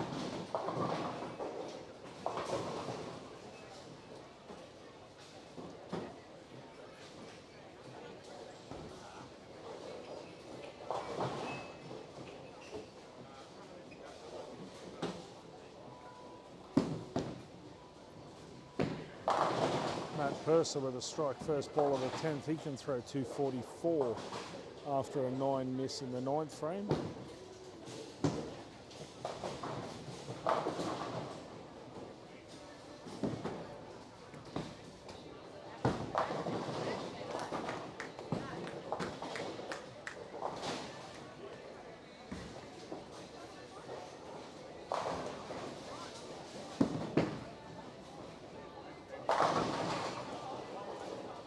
Patricia O'Keefe with 4 in a row.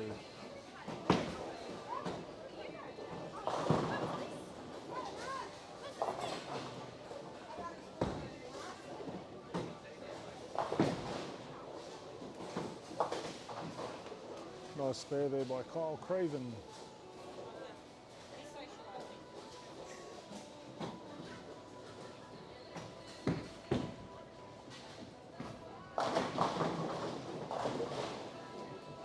Emily Hinspeter with a ringing 10 on 21.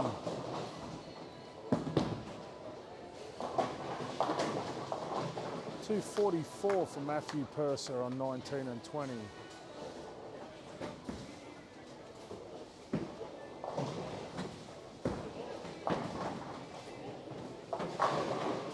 Kyle Craven with a strike in frame number 8 of game 6.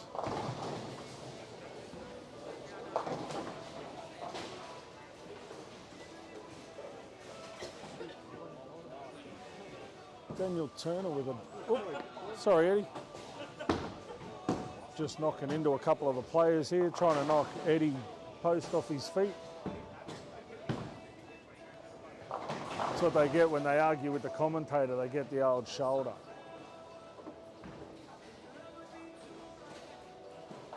Young Cohen Davis, after a shaky start to game 6, finishes off with a great 204.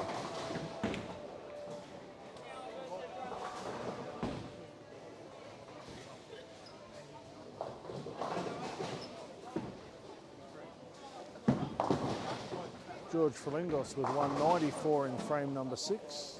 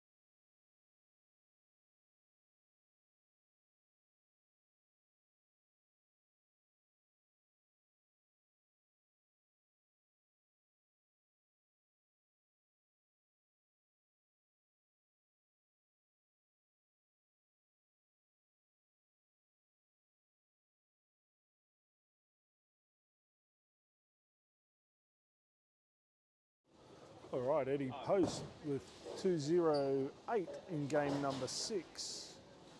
Tony Hamilton can bowl a maximum 202. Cam Nowak, after sparing the 9th, can bowl a possible 201. And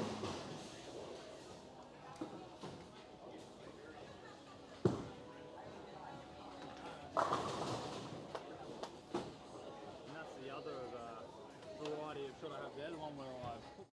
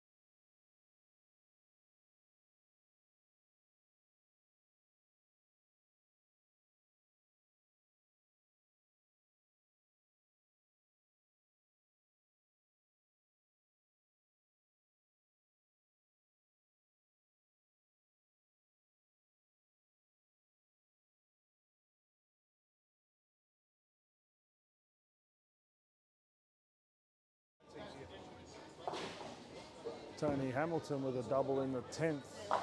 He's throwing at a maximum 202 pace. Cam Nowak looks like throwing 189.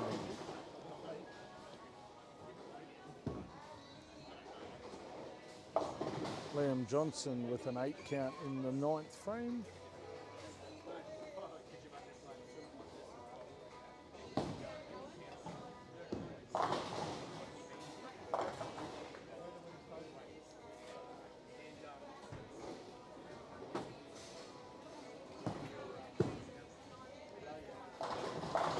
.202 for Tony Hamilton, finishing off solid.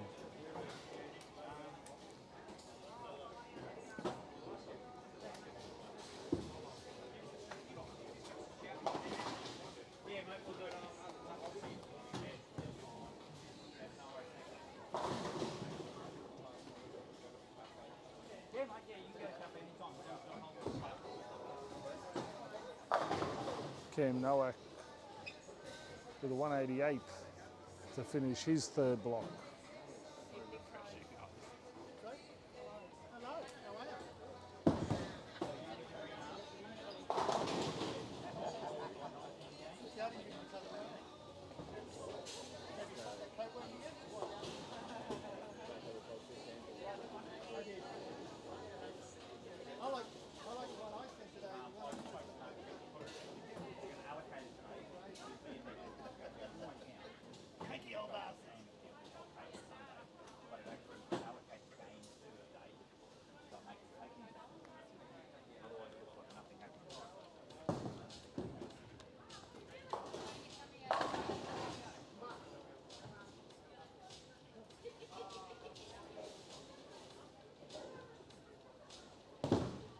Rosalind Davis bowling at 225 pace.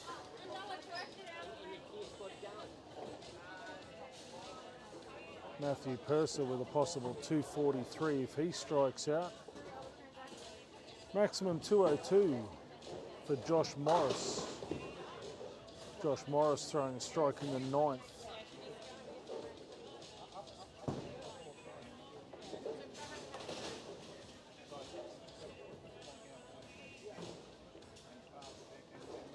Matthew Purser with that spare in frame number 8 can throw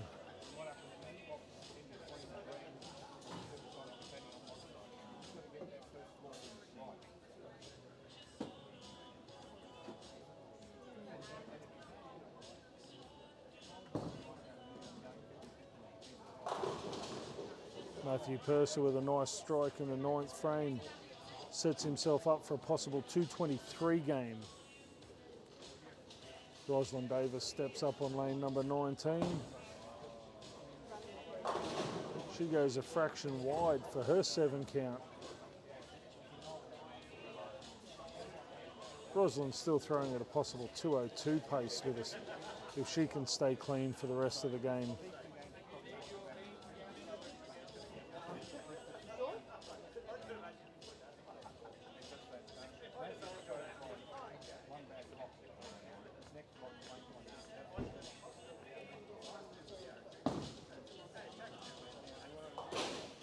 Open frame in the 9th for Rosalind.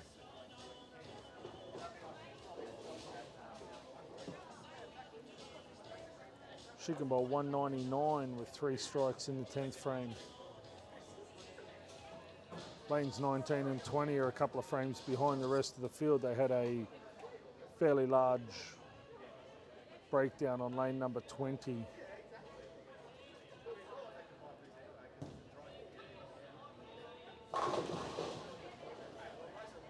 Strike first ball of the 10th for Josh Morris.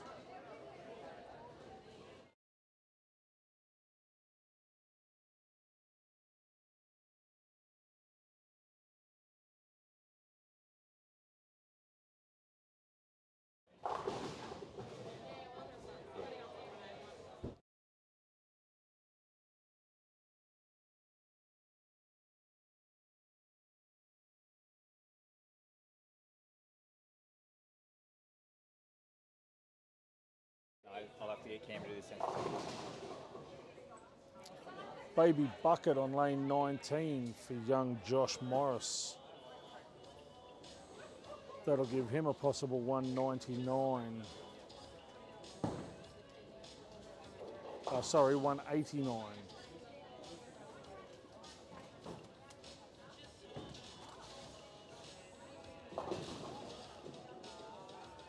Nice spare by Josh to finish the game.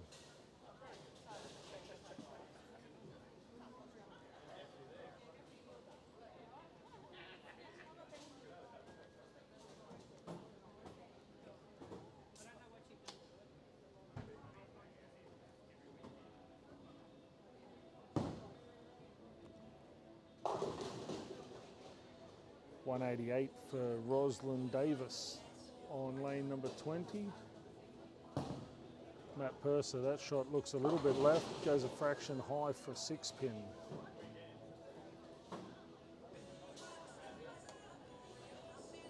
Matt can still bowl a possible 203 with a spare and a strike.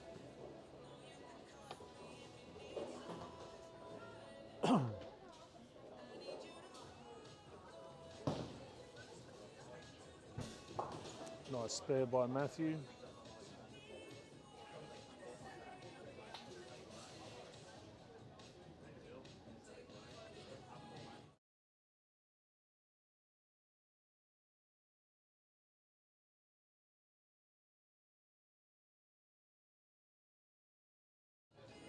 A little bit light for a 2-8, leaving Matthew with an even 200 game.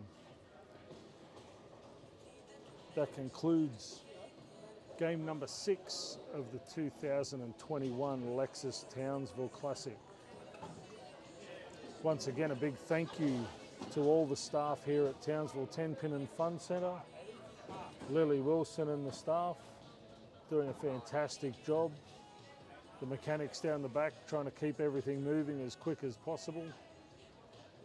All the staff behind the scenes, Wildflower Photography for bringing you all these fantastic pictures and commentary.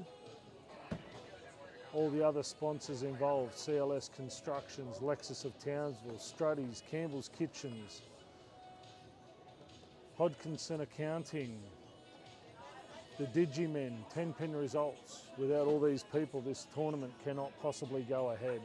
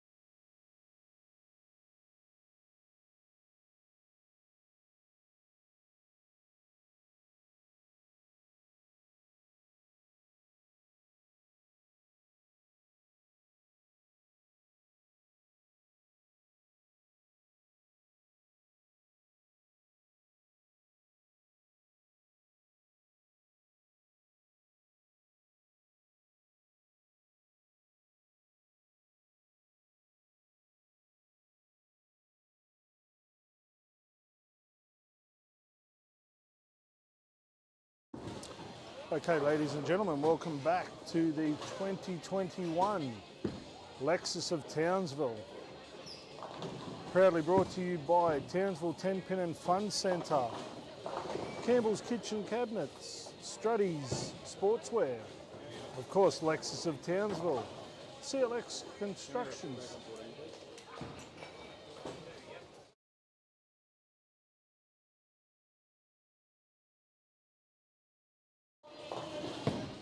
Hodgkinson Accounting, Wildflower Photography, bringing you all these great live feeds. Lexus of Townsville, the main sponsors of the tournament. Without them, this tournament would not be possible. The Digimen, and of course 10 Pin Results, where you can stay up to date with all the great scores and action that are happening in tonight's bowling, and of course all across the weekend.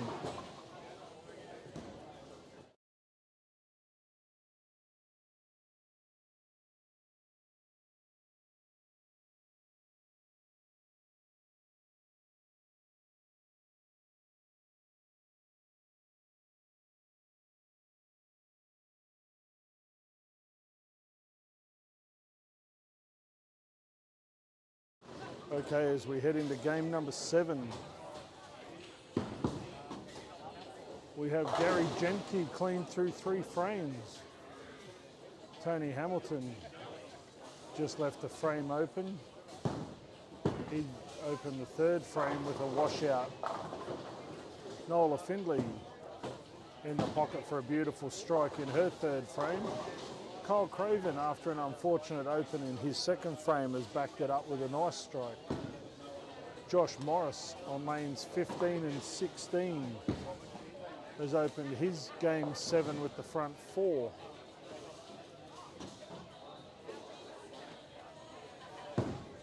Naomi Jordan on 17 and 18 is clean through the front 3 frames. Emily Hinspeter on lane 17 is clear through the front 4.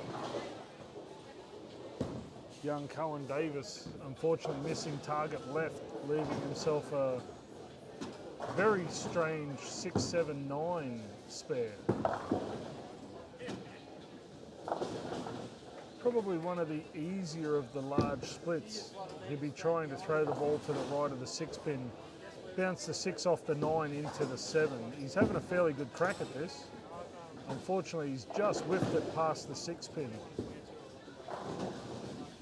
Josh Morris, the youngster from Brisbane, has opened up with the front 5. He's starting to have a run at his chances for the round 2 cut. Matt Purse has also thrown a strike in the 5th frame.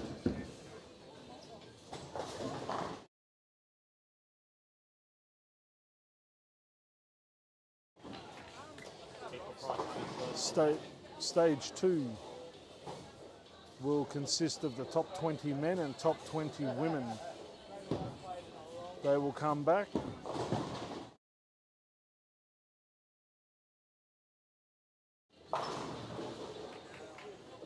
Stage 3 will then consist of the top 10 players, and the stepladder final is from the top 6 in each division.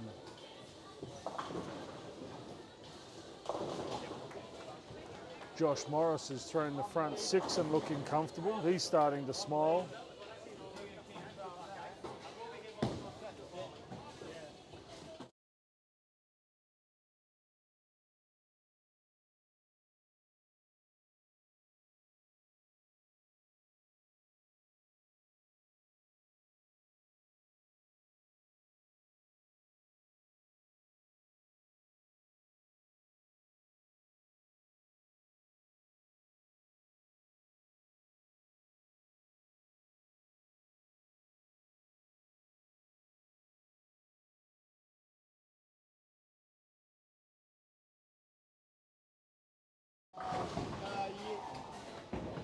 You're a bowler that had a lot of potential but not a lot of range. Spot on.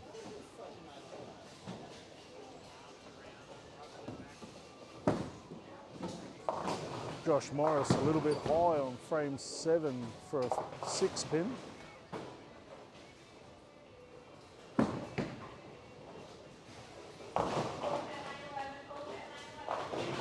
Cam Nowak, after a shaky start to game 7, is back on track with a nice double in frame 4 and 5. George Frelingos just pacing himself on 21 and 22.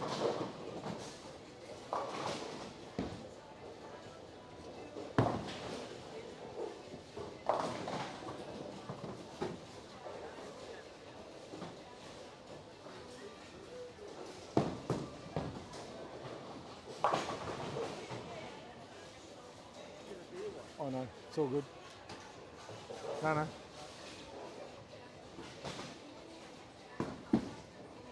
After his 6 in a row, Josh Morris missed his 6-pin, leaving him with an open frame in frame 8.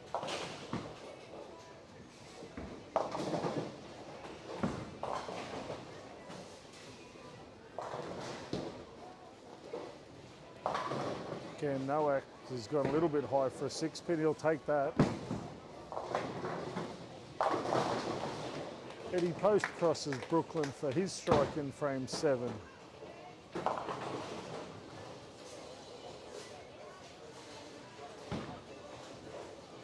Emily Hinspeter with a turkey. She's clean through 7 frames with a possible 266 finish.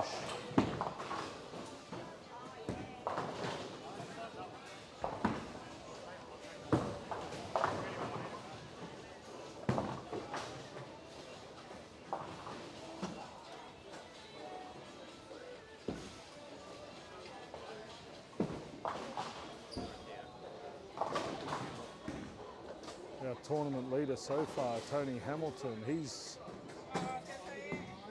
thrown a spare in frame number 6. He seems to have settled things down, and Nola Finlay, after a 3-bagger, has thrown a nice 7 spare.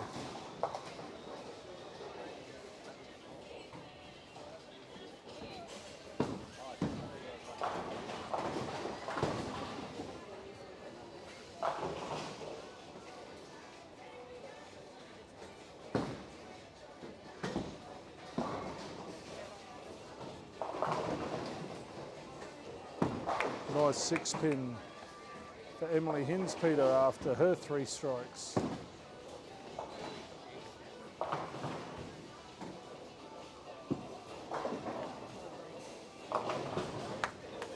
Josh Morris back on track with a strike in the 9th frame.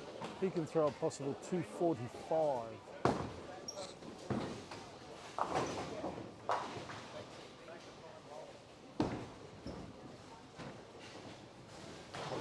George Frelingos with an uncharacteristic double open.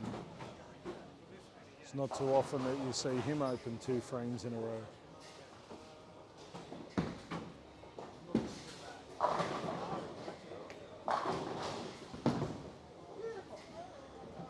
Early Bowman with a double of her own leading into the 10th frame. She can throw a possible 215 if she strikes out.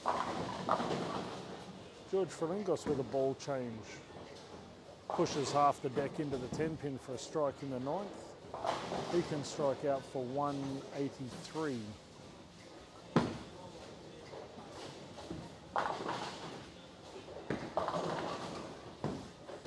Liam Johnson with a trip strike in the 7th frame.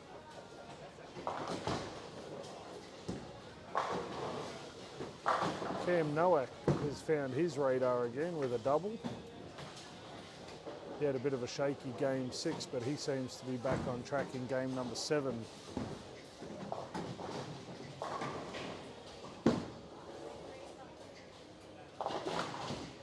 Cam, of course, is coming back from a few injuries which have hampered his lead up to the Lexus.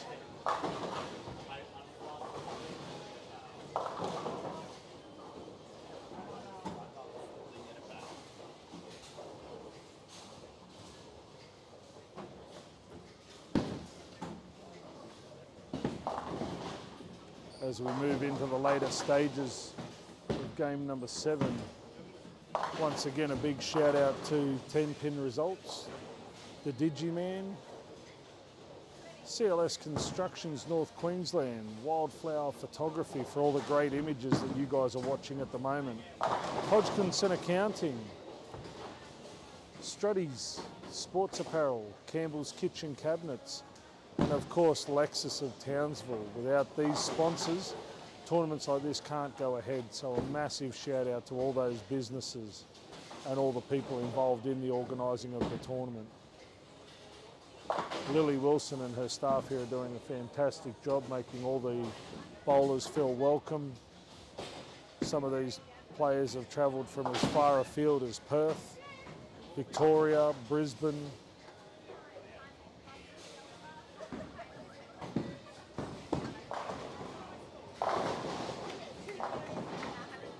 Nice 191 for Ellie Bowman. Cam Nowak with 3 strikes in a row leading into the 10th frame, and he can bowl a possible 227, getting his Lexus 21 tournament back on track.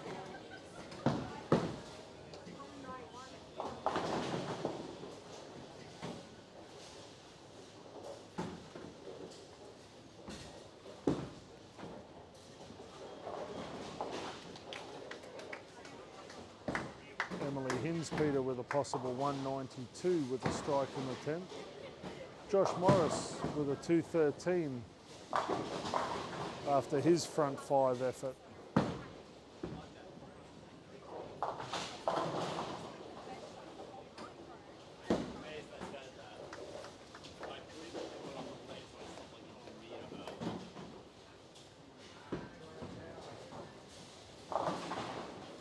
George Falingos hoping for a bit of help from the bowling gods as he bleeds one a fraction left.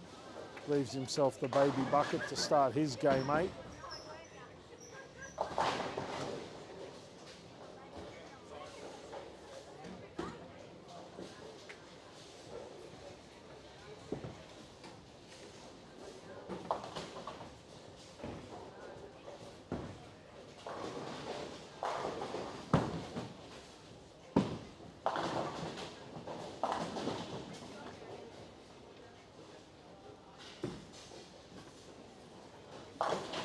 Nice spare there by George Falingos.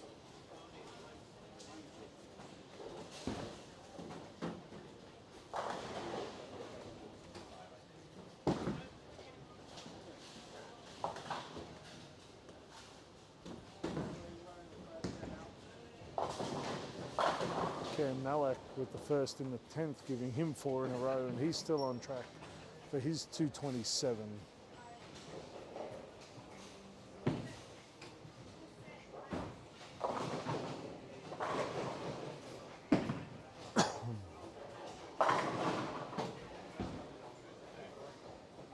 Rosalind Davis with a strike in the first ball of the 10th, and she can strike out for a 193 top game.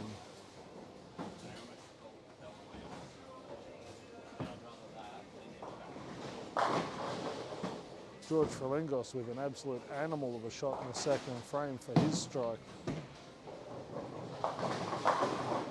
Cam Nowak trips out to 10 for his 5-bagger.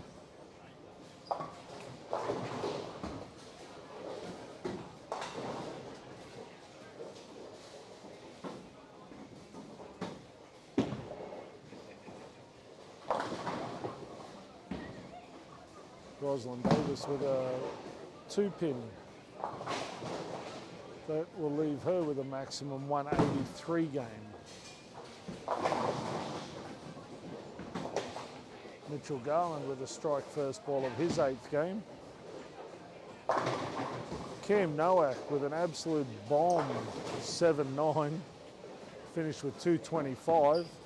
That was a bit stiff there, Cam. Dump it. It's going to bypass everything. It wants in the back row.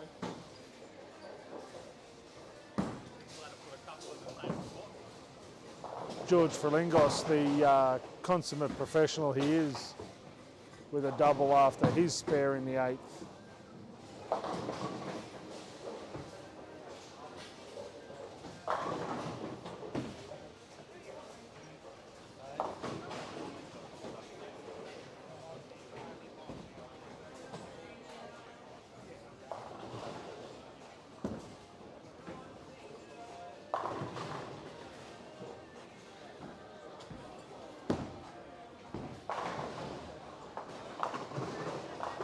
Nola Findlay with a nice 3-bagger 9 to finish with 209.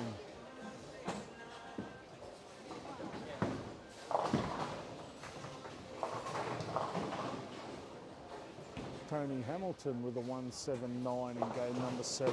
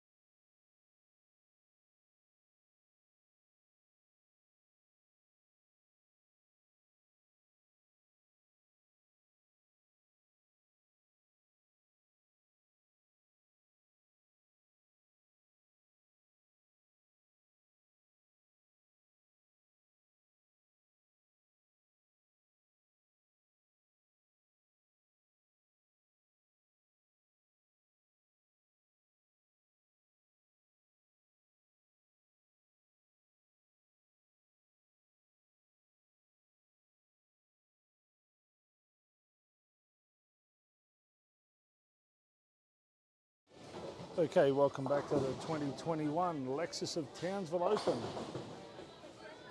The bowlers have just started game number 8 with Tony Hamilton with a nice 7 sparing his first frame. Andrew Sanderson started with a strike looking to double up in frame number 2. Nola Findlay, after a shaky start in her first frame, has consolidated with a strike. Kyle Craven looking on a double.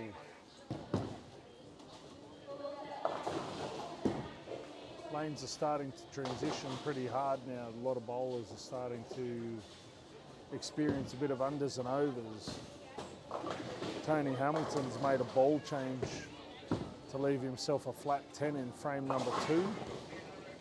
Emily Hinspeter, not quite able to get the ball back to the pocket, leaves herself a 2-4-5 baby bucket.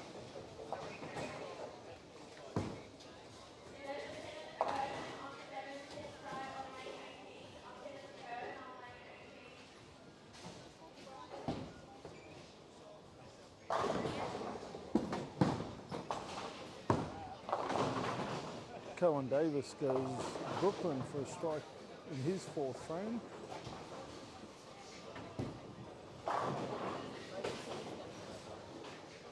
George Frilingos, after 6 in a row, makes an uncharacteristic 7-pin miss. He can bowl possible 257 if he strikes that. Rosalind Davis is solid through 3 frames. She's working on a strike, as is Cameron Nowak, down on 23 and 24.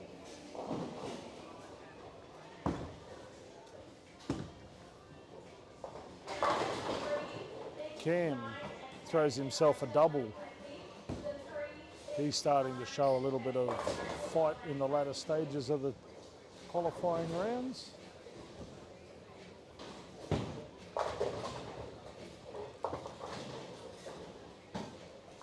George Frilingos gets through that one nicely, gets a nice light carry, keeping his 257 aspirations intact.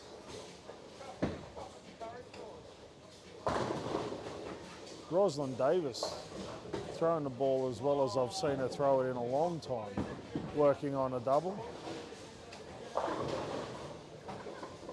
Liam Johnson unlucky not to kick out the 6-pin on his first shot on 23 and 24.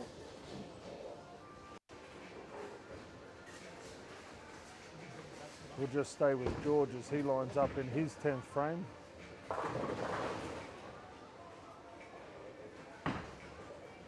George seems to have made a ball change as well, going for something with maybe a little less surface. Nice solid pocket strike for him, first ball of the 10th frame. George with a wry smile for some of his adoring fans here in the background.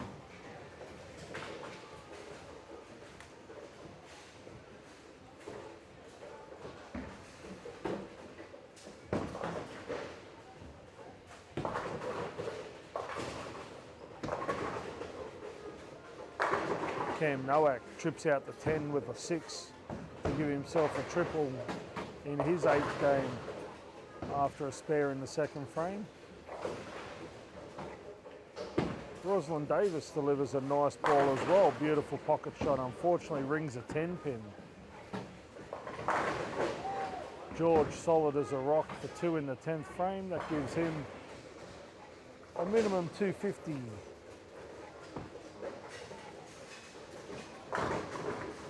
Liam Johnson with a strike of his own on 23 and 24. Eddie Post, after a series of open frames, manages to drain the pocket for a strike. Great spare there by Rosalind Davis in the 5th frame. She's clean through 5 frames. George lines up on the bonus ball in the 10th frame. Gets that one out to about 8. Beautiful pocket shot, sucks all 10 pins in the pit, giving him a 257.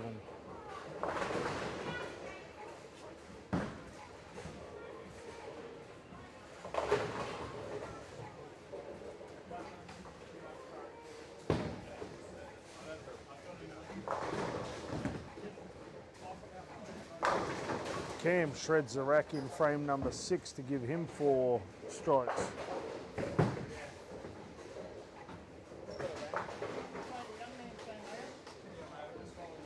What, 40 and open?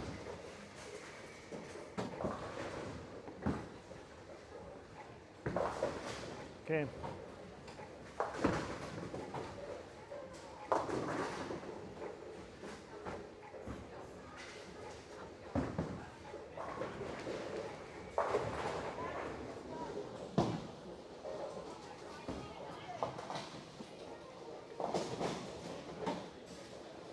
Rosalind Davis has left herself a 4-6-10 on 24. Rather unfortunate break for the young lady.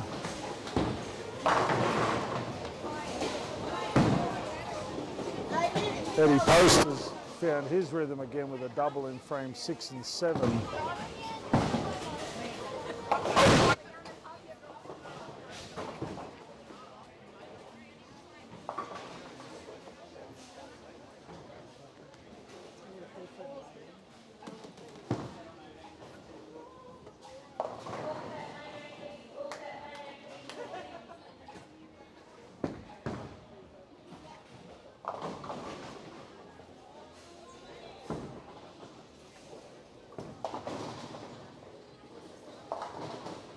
Tony Hamilton, our tournament leader, down on lanes 11 and 12. He's cleaned through 4 frames with a solid 10 pin in frame number 5 of game 8.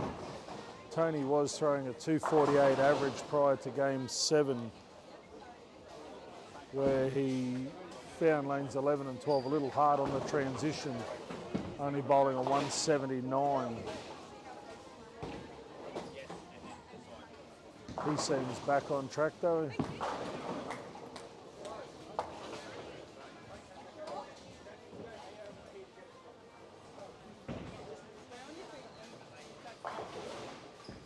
I'll stay here. Eddie Post trying to make it 3 in a row. Got through it nicely. Nice carry for 3 in a row for Eddie Post. Cam Nowak on 23 and 24 with a 5-bagger of his own after a 9 spare in frame 2. Liam Johnston, who's also bowling with Cam, is working on a double of his own, trying to triple that up.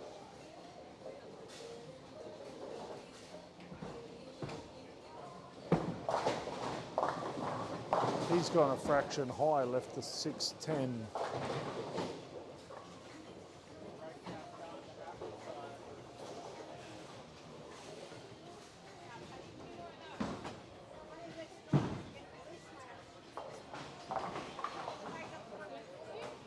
Once again, a massive shout out to our sponsors: Campbell's Kitchens, Struddy's Sportswear and Apparel, CLS Constructions, Hodgkinson Accounting, Wildflower Photography for all our great pictures that you're seeing tonight.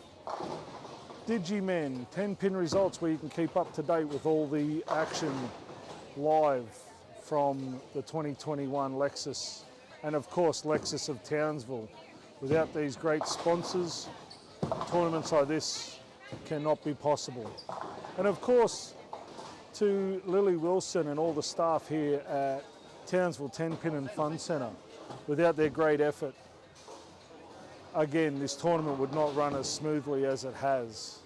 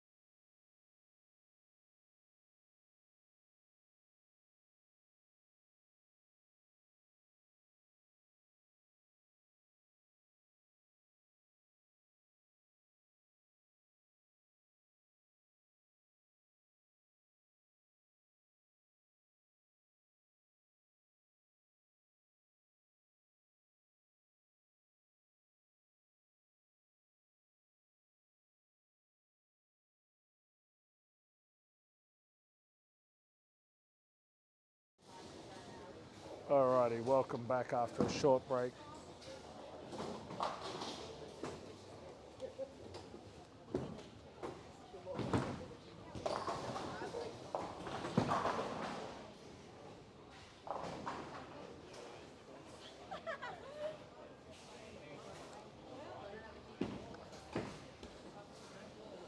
Go for a wander down to the far end of the world here and see what's happening on 23 and 24. Cam Nowak with a strike in the 9th frame for a possible 244 game. Rosalind Davis has gone a little bit wide for a 6 count, leaving a 1-2-4-7 on 23.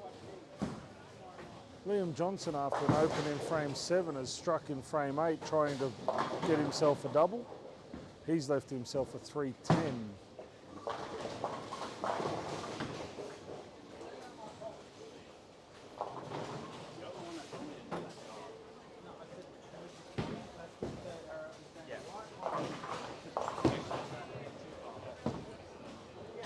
Emily Hinspeter with a possible 178 with a spare on 17 and 18.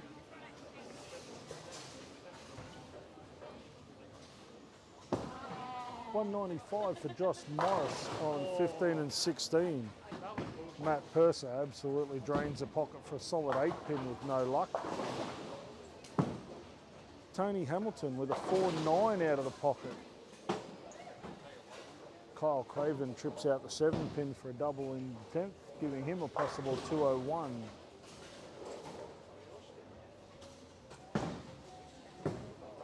Daniel Turner with a spare in the 10th frame. Strike here will give him 201.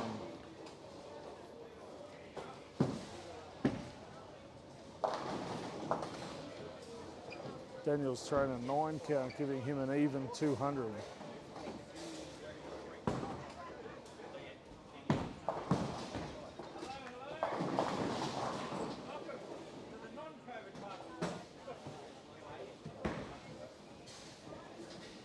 Tony Hamilton can strike out for a maximum 191.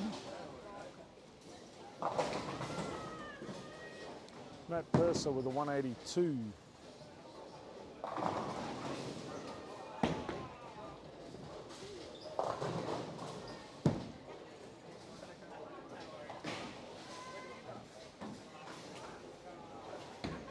$200 for Kyle Craven with a 9 count on his bonus ball.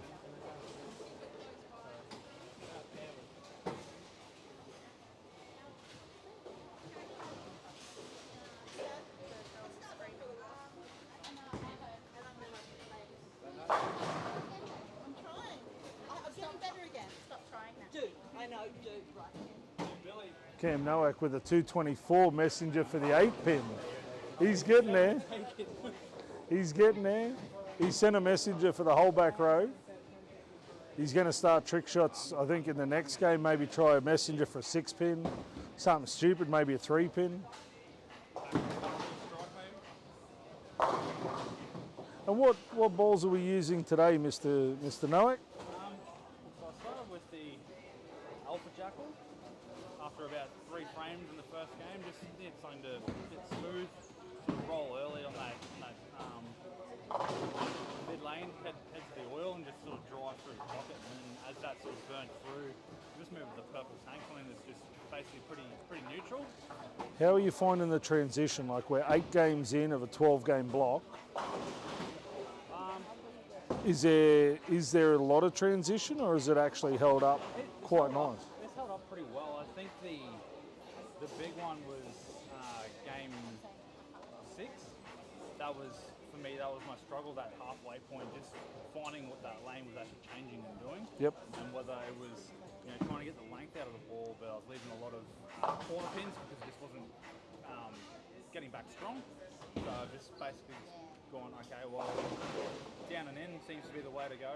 Your game 6 was on 13 and 14. Correct. Do you find, as a characteristic of the centre, being a local player, 13 and 14 on the transition generally plays 3 to 5 boards drier than the rest of the house? Like I'm only going on a guess off intercity. I'd say, yeah, about that, and then you'd find 13 strays a little bit from 14 as well. Yeah. Which really puts the struggle on, but then coming up to the end of the house near the old hot wall. Yeah. On 23, 24 again, you just trying to find that nice spot where at least you're in the right zone. Yep. And sort of moving on through. Yeah, I just found watching several tournaments here over the last couple of years, when the transition starts, 13 and 14 tend to play characteristically about 3 to 5 boards tighter than the rest of the house. I tend to agree with that. And then you've got about 2-3 boards difference On 13 to 14, yeah. Which again, like, you've got to make those minor adjustments. If you miss it, And it's strange because it's in the centre of the house, so you'd think if anything they would be probably the more consistent pair. You would, and I think in the if you look house. at high games thrown, 13 and 14 are one of those pairs that actually come up with quite a few 300s on them, which again you sort of wonder how, but yeah, they're interesting. Yeah, as I said, even just watching today, like you watch players are playing for a break point around about 8, 9-ish on most pairs. 13 and 14, they're trying to play for around that 14 to sort of 12 to 14 mark. Maybe at a glance they can get out around 10. Yeah, especially 14. If you're just outside on your shot, it's not going to come back with the same fury as 13. Just seems to want to wobble and do not a lot. Yeah, definitely. So, yeah, definitely a strange happening on 13 and 14. But like you said, all the big games have been there. Apart from Tony's 280 on 23 and 24 on the fresh, most of the high games have happened on 13 and 14. So it's an interesting centre. Something to think of moving into stage 2 and stage 3, where that extra couple of pins could be the difference between a finals berth or not. Yeah, and again, playing separate parts of the house, like as you can see, we're not playing the full house tonight, and anyone that sort of has a sniff for the A or D squad could run into that bit of trouble because they're not used to bowling the other end of the house here. So it'll be interesting coming into the second qualifying stage. That's so, it. Looking forward to it. All right. Make it. Good luck for the rest of the night. Cheers, Billy.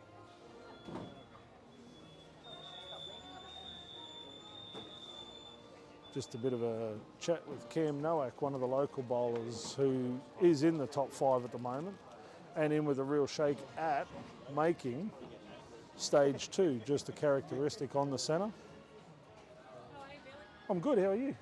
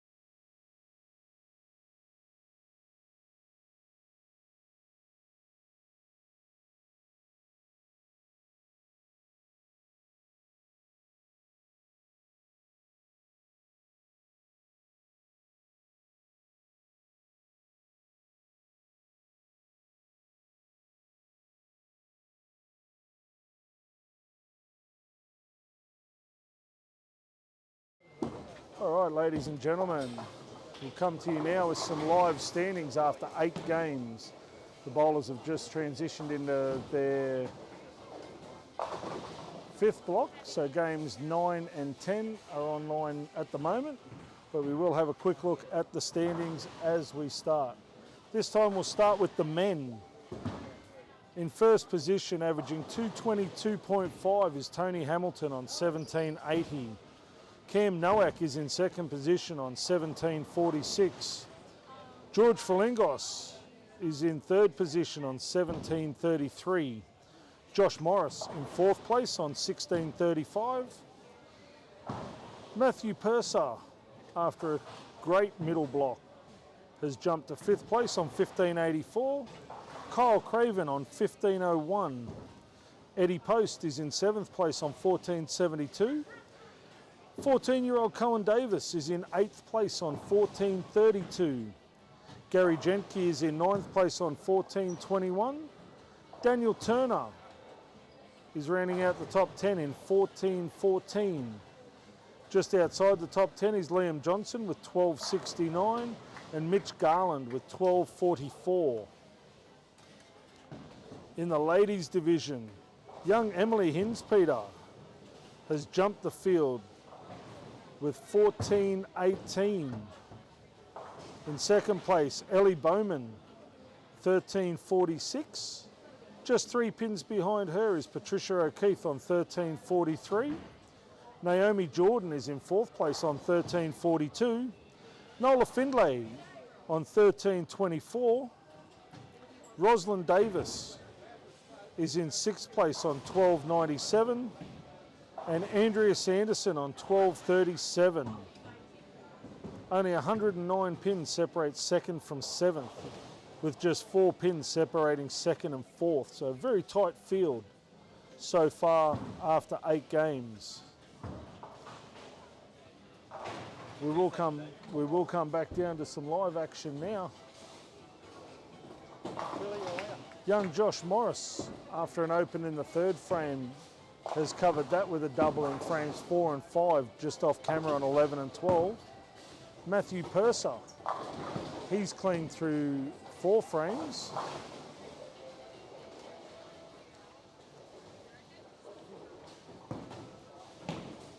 Ellie Bowman, after an open in her 2nd frame, has covered it with a double.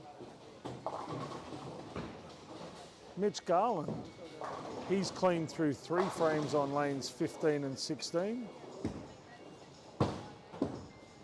George Frelingos keeps driving forward. He's cleaned through 3 frames with a solid 9 pin in his 4th frame. Kyle Craven, not to be outdone, after a spare in his 1st frame, has thrown a 3-bagger.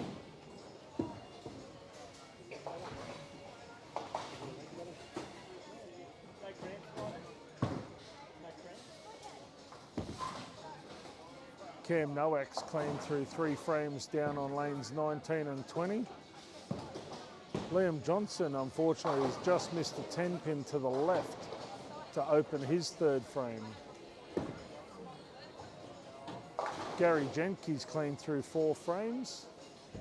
Got good eyes, mate. With Tony Hamilton cleaned through the front 3.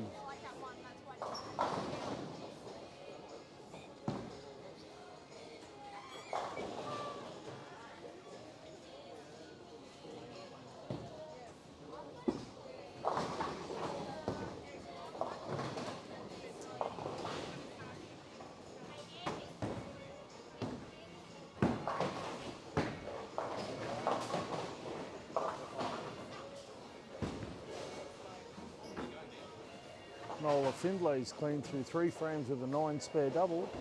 And Daniel Turner is cleaned through 3 frames with a double 7 spare. Daniel's thrown a 7 spare in his 4th frame, so he's cleaned through 4 frames of game number 9.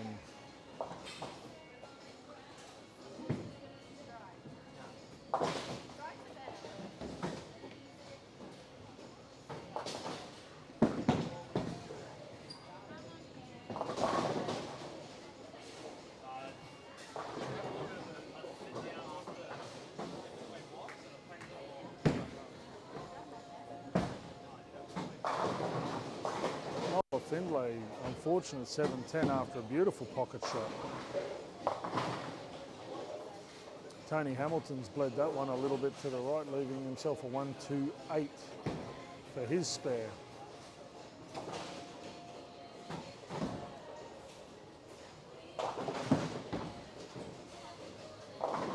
George Frelingos on 17 and 18 has bombed another solid 9 pin.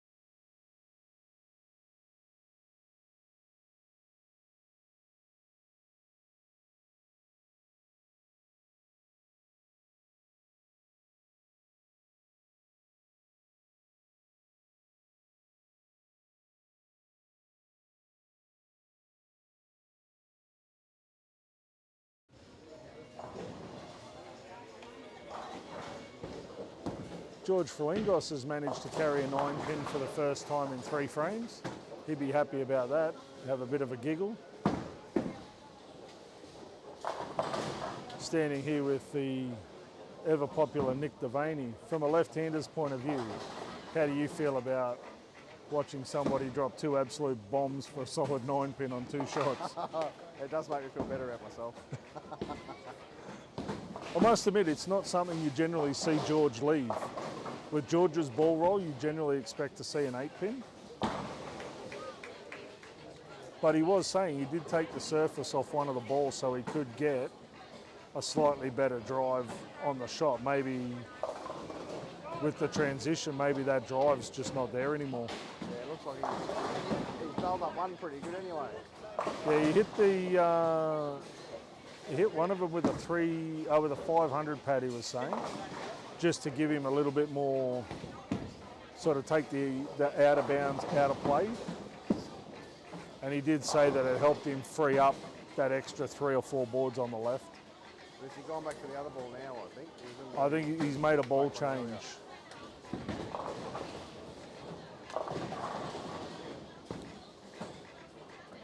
He's shaking his head. He doesn't.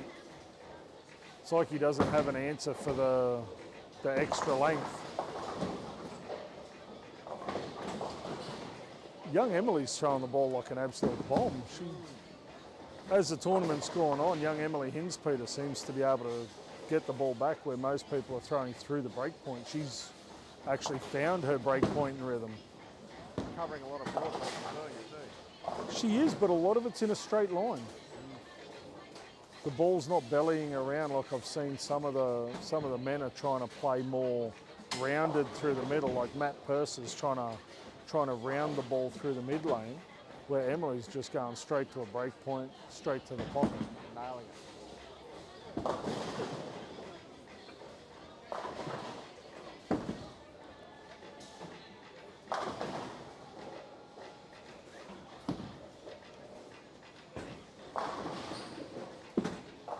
Matt Purser with a possible 201 if he strikes out. 241 for Josh Morris if he can manage to strike out.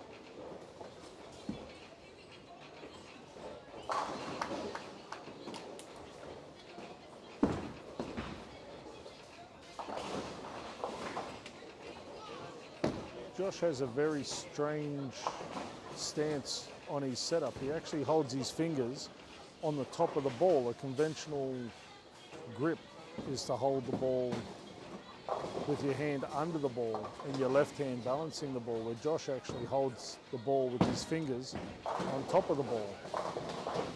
Not something you generally see on a high rev player, but it's very effective for him.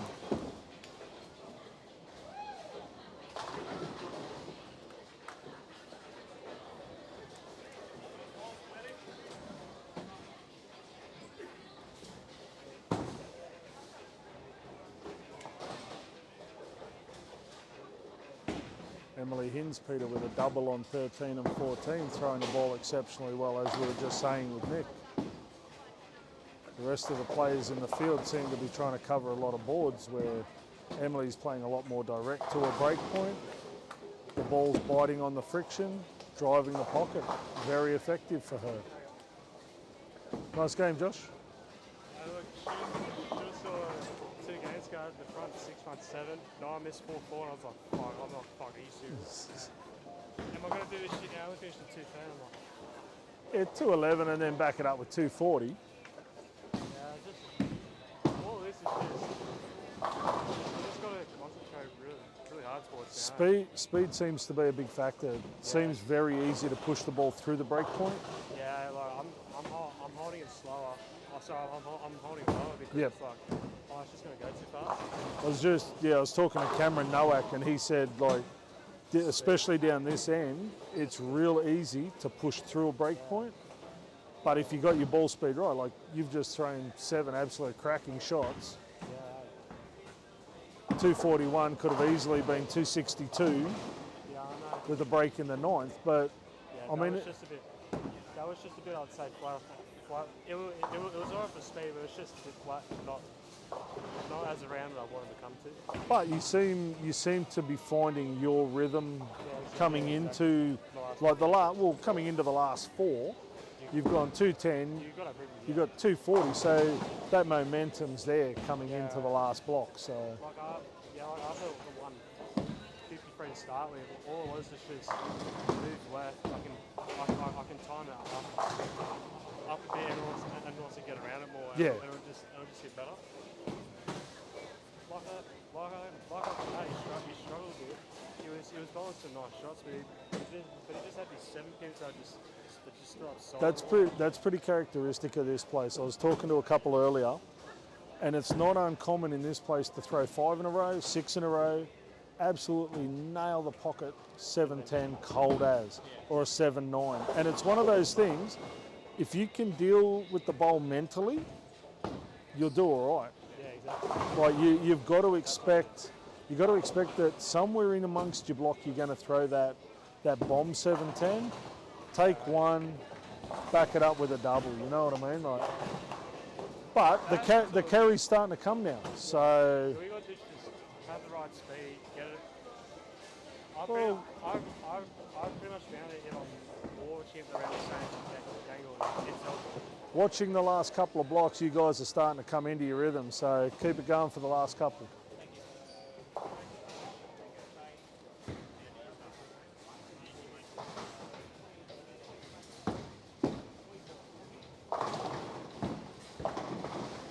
Nice shape.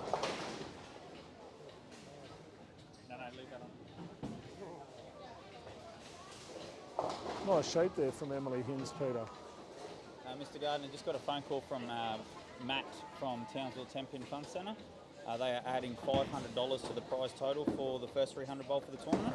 $500 for the first 300. So on top of the already guaranteed 1,000, there's another 500. So the first 300 is going for $1,500 in prize money. There we go. You've heard it here first, boys and girls.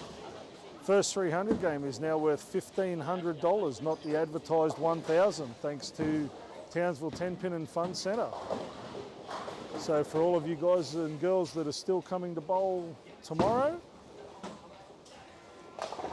prize fund has just been upped by one of the senior managers of Townsville 10-Pin and Fun Centre. Absolutely outstanding news.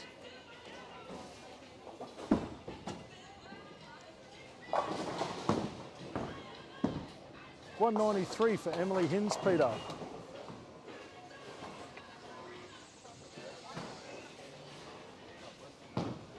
Very nice 268 by Kyle Craven. Absolutely sensational game on 17 and 18. 202 for George Flingos. That keeps his hopes alive. Gary Jenke with a 211 in game number 9.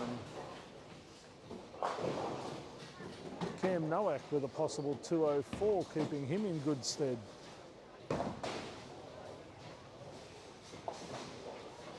Once again, a very special thank you to 10-Pin Results, the Digimen, CLS Constructions North Queensland, Wildflower Photography for all the great images that you guys are seeing tonight. Hodgkinson Accounting, Struddy's Apparel, Campbell's Kitchen and Cabinets, and of course, Lexus of Townsville. Without these great sponsors in conjunction with Townsville 10-Pin and Fun Centre, tournaments like this cannot possibly go ahead. So massive shout out and thank you to all the sponsors involved this weekend. As you just heard from Tyson Jones, the tournament director, Townsville 10-Pin and Fun Centre have thrown in an extra $500 for the first 300, giving it $1,500 for the first 300 game bowled in the tournament this weekend.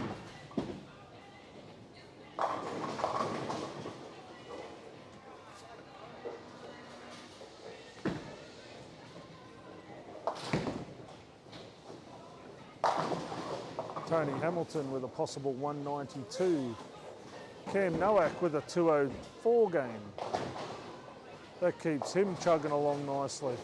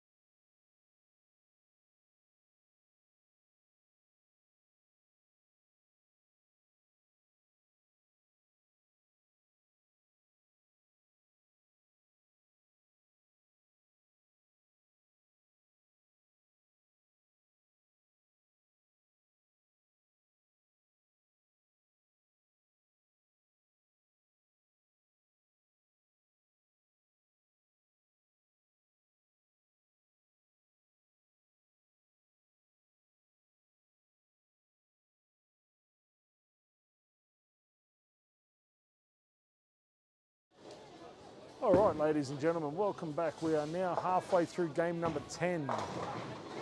On 11 and 12, we have Josh Morris working on a double. We have Matt Purser also working on a double. These two young men are very much in the hunt for stage 2. On 13 and 14, we have the young Emily Hinspeter. She was clean through 5 frames, dropped the ball a little bit left on lane 13 and has left herself a 6-7-10. Now, she did spare this split earlier in the tournament, so let's see if she can do it again today. Rosalind Davis, she's working on a spare in frame number 5.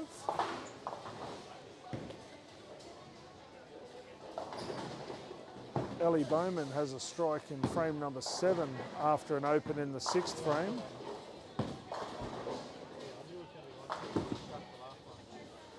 George Ferlingos is clean through 4 frames. Kyle Craven has followed his open frame up with a nice 8 spare.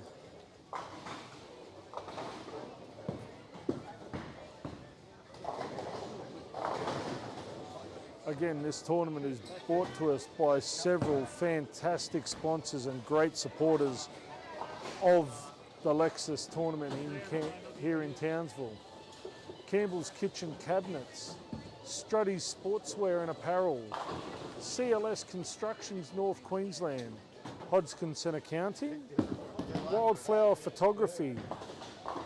They supply all our great pictures that you're seeing on our live stream. The Digimen 10-pin results, where you can follow all your favourite bowlers, live scores and happenings. And of course, Lexus of Townsville and Townsville 10-pin and Fun Centre. Without these two fantastic sponsors, in conjunction with the other half a dozen sponsors that I just mentioned, tournaments like this are unable to go ahead. And of course, all the behind the scenes work. Lily Wilson and her fabulous staff here at Townsville 10-pin and Fun Centre.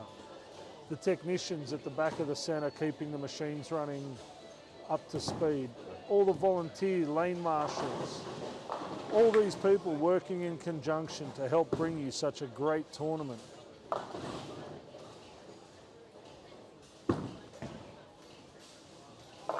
Josh Morris on 11 and 12 looks like backing his 245 game up with a very nice 235 if he can manage to strike out. Matthew Purser's on track for a 207 game if he can strike out. Ooh, Josh bled that one a fraction too far right, leaving an 8 count. That still gives him a possible 223 game with a spare for a 470 block, which will help his cause. As we look down, Emily's covered her open frame in the 6th with a nice strike in the 7th. She's trying to build a double. We'll just push Kim Carney out of the way so I can get down here and see what's going on in the world. Ellie Bowman with a double in the 7th and 8th frame.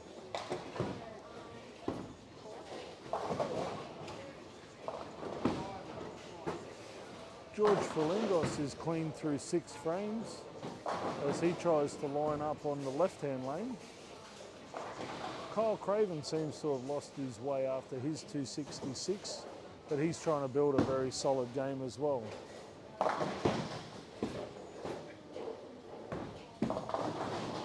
Cam Nowak's clean through 6 frames of game number 10. Liam Johnston's working on a double.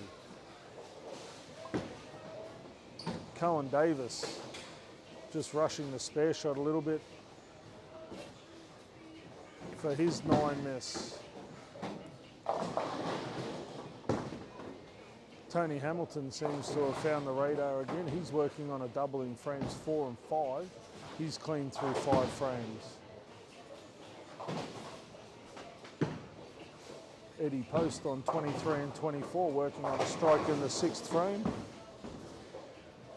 He'll be hoping for a double and consolidate his fine game that he's putting together. Daniel Turner's clean through 6 frames of game number 10. trying for a 1-2 spare to keep his game moving forward.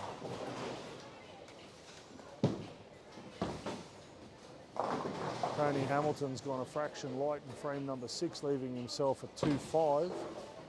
And just recapping the news that we heard earlier, Matt from Townsville 10-Pin and Fun Centre has graciously donated an extra $500 for the first 300 game bowled through the tournament. As advertised on the entry form, the first 300 was worth $1,000. First 300 game is now worth $1,500.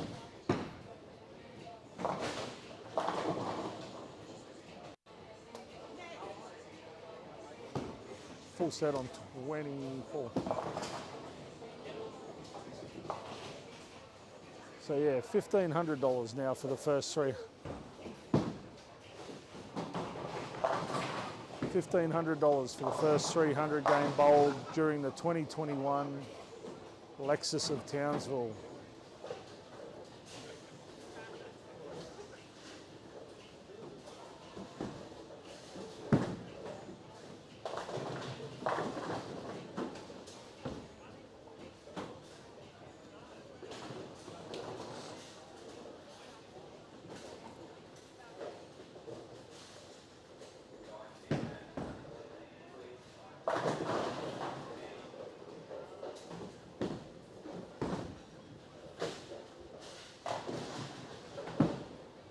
Cam Nowak with an opening frame number 7 as Tony Hamilton consolidates his game with a strike in frame number 7.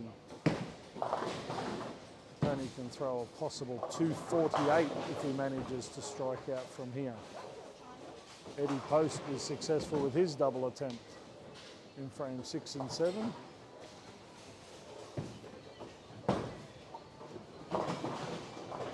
Liam Johnson, after his 3-bagger, leaves an 8 count on lane number 20, leaving himself a 4-8.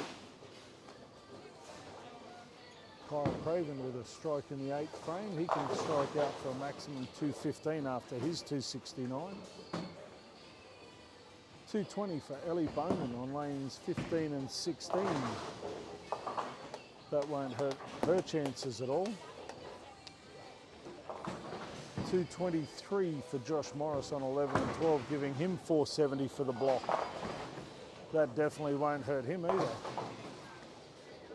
Josh has come on in the last few games, finding his radar nicely, throwing 680 for the last 3.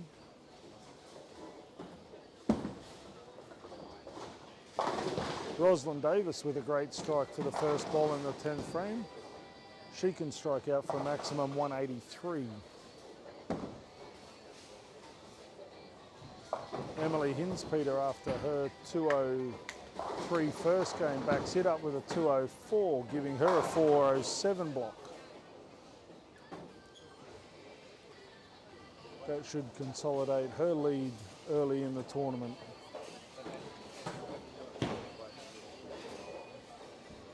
As the bowlers come to the end of block number 5, the penultimate block of the tournament for these guys.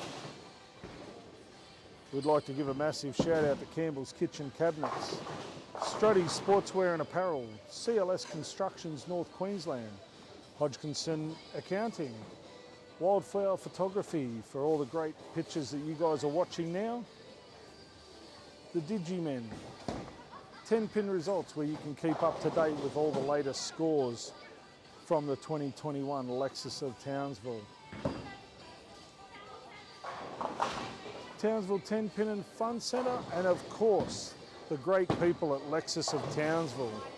Without all these sponsors, this tournament cannot run as smoothly as it has or as successfully as it is. So a massive shout out to those people. On top of that, a massive shout out to Tyson Jones, our tournament director, for running a very tight ship. All the lane marshals, all the techs and all the staff here at Townsville 10-Pin and Fun Centre. Every year they go out of their way to make the bowlers feel welcome and at home at such a great tournament.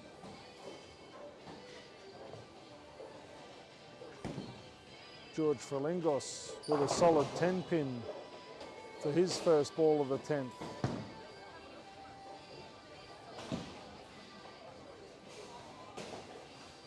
He can bowl a possible 195 with a spare and a strike.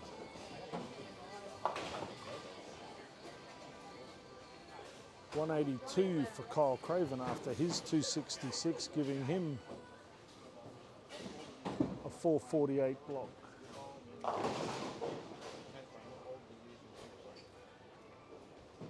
Cam Nowak can strike out for 207, giving him a 415 block.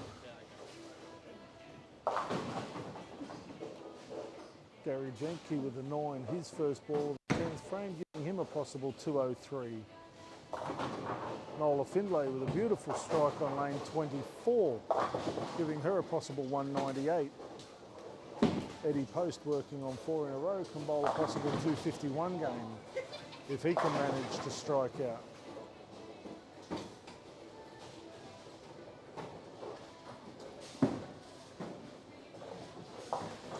Solid conversion by Gary Jenke. Gary's still in line for a possible 203 if he manages to strike.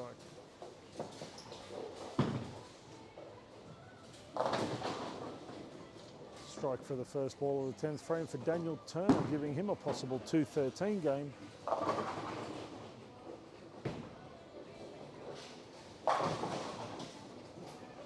Cam Nowak doubles in the 10th frame, giving him a great chance at 207. Gary Jenke with a strike in the bonus ball for a 203 game.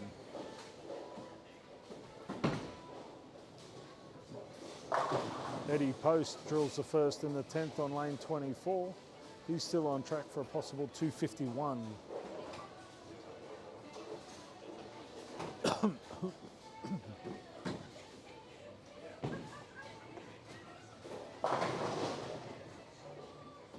Cam Nowak missed his target 4 boards to the left, but manages to hold up in the oil for a strike in the bonus ball for his 207, giving him a 410 block.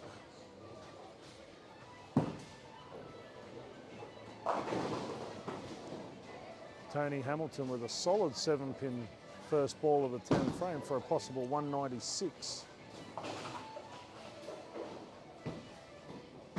Tony's found it a little bit hard to carry in the later stages of the tournament. Ball just doesn't seem to be wanting to read up on the friction. I'm sure he'll make an adjustment in the last block and he'll come home strong.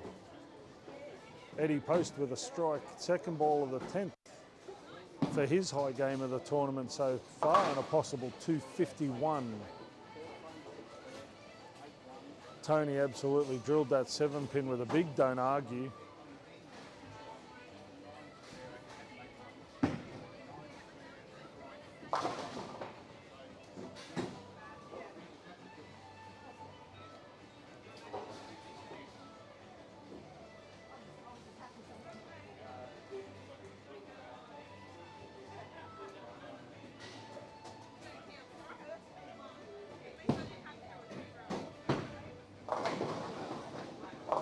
Tony Hamilton with a strike in the bonus ball off a light pocket shot gives him a 196 and keeps him firmly in touch with the pointy end of the leaderboard after the first squad.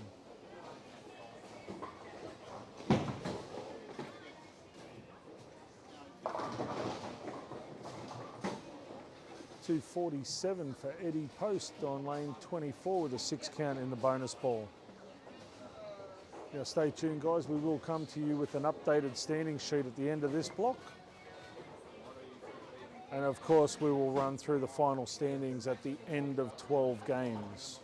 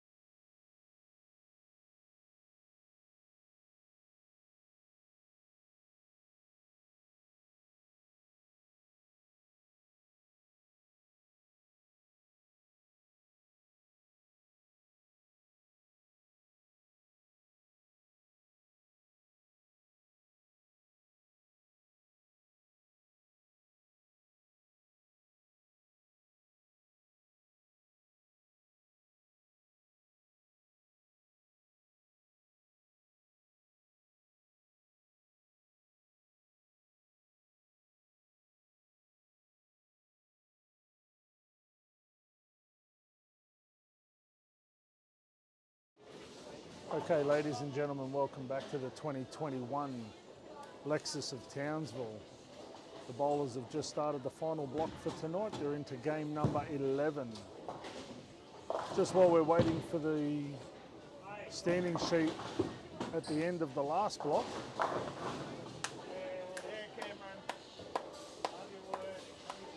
young Mitchell Garland is clear through 4 frames.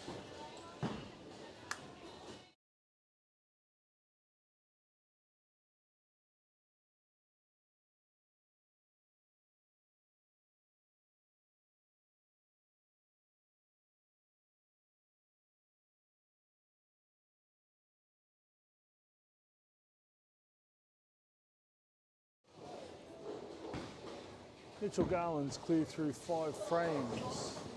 Naomi Jordan, after a double, has gone 9 spare, 9 spare. George Flingos, after a shaky middle of the game, he's working on a double on lanes 13 and 14.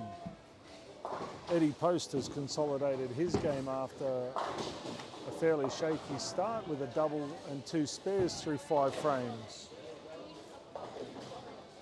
Cameron Nowak seems to be the big mover in this game so far, opening up with the front 4. Tony Hamilton not trying to give his lead away too easily. He's also opened up with the front 3. Emily Hinspeter down on 23 and 24, left a 5-7-10. Something you don't see that often. Not quite sure if the cameras picked that one up. Eddie Post trips a 4-pin like a champion. George Flingos with a solid 7-pin spare. Keeps him in the hunt in the mid part of the game. Gary Jenkins clean through 4 frames on 17 and 18. And as I mentioned before, Tony Hamilton has opened up with the front 3. Rosalind Davis, after getting a bit of help from one of her competitors, is clean through 4 frames.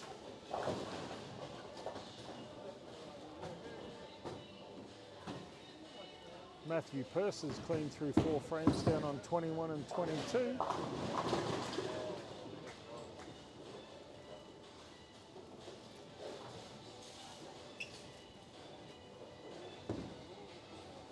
Again, just recapping the news.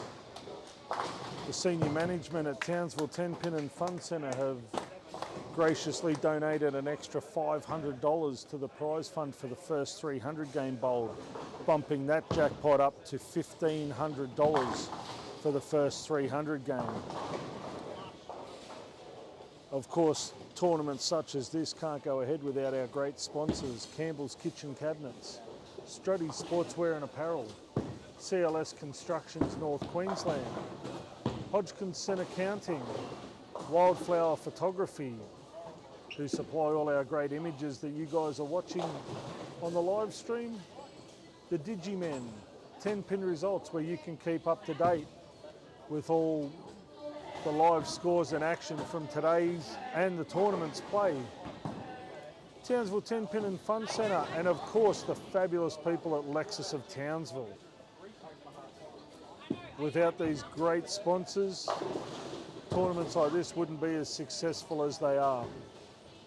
Also a special mention to Lily Wilson and the staff here at Townsville 10-Pin and Fun Centre for making all the players feel at home and welcome. Our tournament director, Tyson Jones, for doing a great job behind the scenes, keeping everything running smoothly. All the staff down the back, keeping the machines running as smoothly and as efficiently as possible. All these people help make a great tournament, which is the 2021 Lexus of Townsville. Tony Hamilton, after 3 in a row, has left the frame open, but he's covered that with a strike in frame number 5. Cam Nowak, the local legend, has opened up game number 11 with the front 6, having a late charge at top spot of A squad. If Cameron's successful enough to throw the next 6, he will win himself $1,500.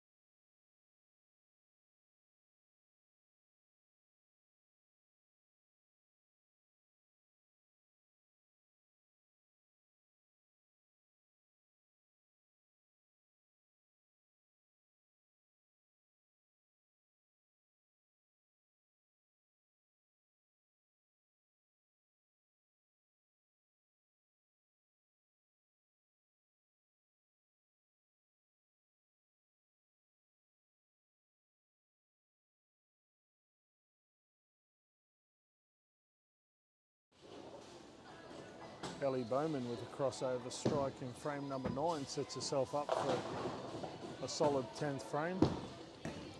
George Flamengos is not out of the hunt either with a possible 206 game. Cam Nowak after the front 6 has dropped a PBA 4 count, leaving himself the 3, 4, 6, 7, 9, 10. Quite an ugly split, but quite spareable. Tony Hamilton after his open frame on 17 and 18 has covered it with a double. Nola Findlay is clean through 6 frames on 19 and 20. Cam Nowak with an open in frame number 7 can still throw a possible 258, which will stand him in pretty good stead for a run at stage number 2.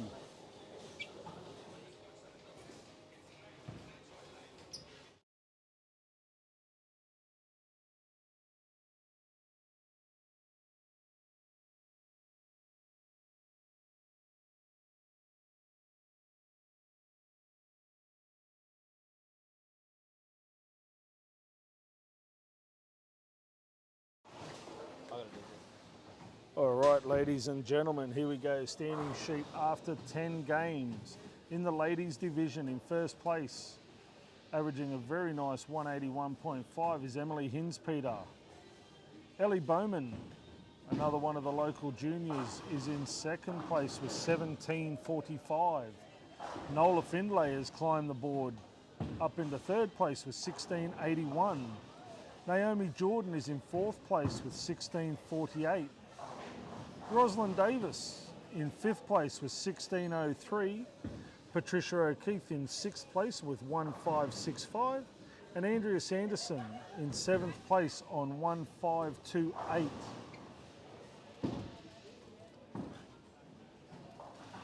In the men's division, it is very tight at the top. In first place, Tony Hamilton with 2168. Cam Nowak is in second place, 2157. George Flamengos in third place with 2130.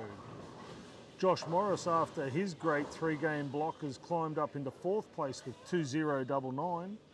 Matt Purser in fifth place, 1968. Kyle Craven with 1951 is in sixth place. Eddie Post in seventh with 1907. Gary Jenke in eighth place with 1835. Daniel Turner in ninth with 1792. The 14-year-old Cohen Davis is in 10th place with 1767. Liam Johnson from Cairns is in 11th place with 1652. And Mitch Garland, also from Cairns, is in 12th place with 1583. Those standings are after 10 games, and we are in the last block now. We are in games 11 and 12 as we speak.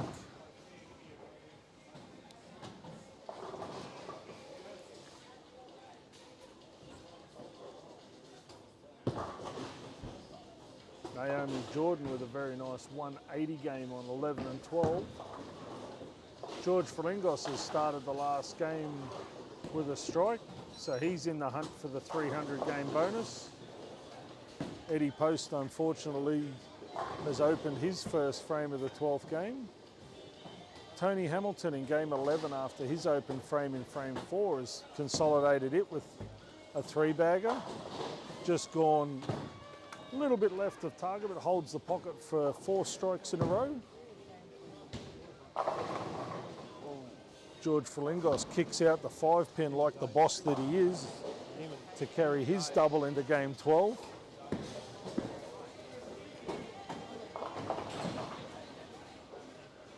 Nice little bit of friendly banter there between Tony the Hammer Hamilton and Cam the B-52 bomber Nowak.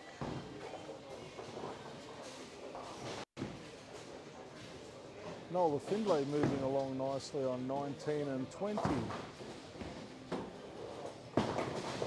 Josh Morris is finishing up solid, 196 in game 11. And Matthew Purser can bowl a possible 224.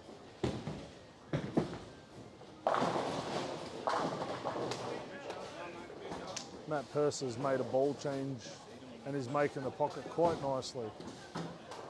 Kyle Craven with an even 200 game.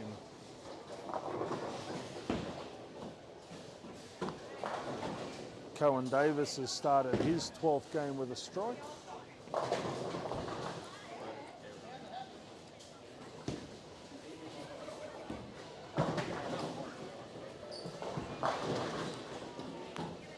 Flat 10 in the bonus ball for Matt Purser, giving him 223, which brings him back just even with the card.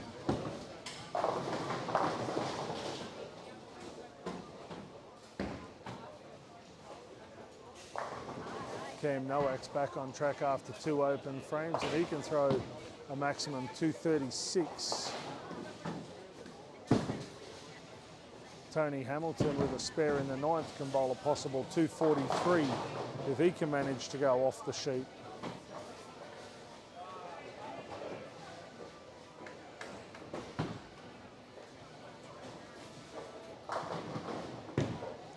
Emily Hinspeters back on target after an open frame in the 2nd with a strike in frame 3 of game number 12.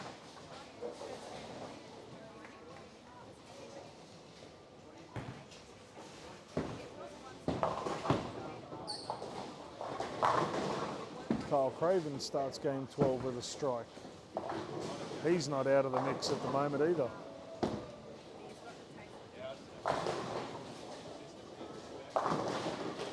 Josh Morris starts with a strike also.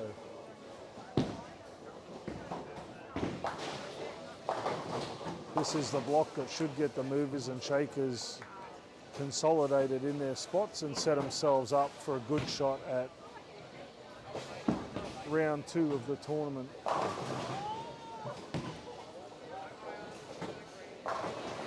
Matt Purser also starts off with a strike, so all 3 people on 21 and 22 have started game 12 with a strike.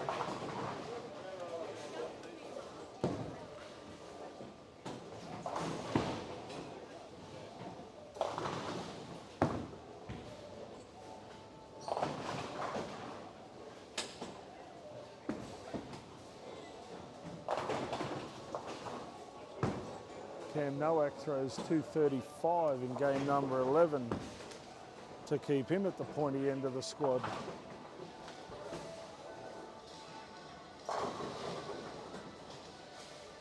Remembering there's only 11 sticks separating Cam Nowak and Tony Hamilton for the top spot in A squad.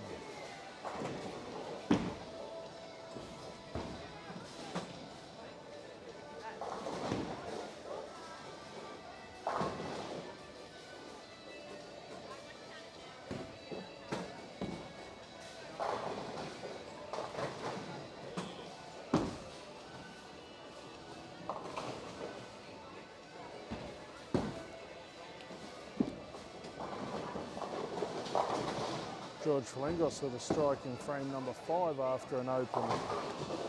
That'll get his game back on track.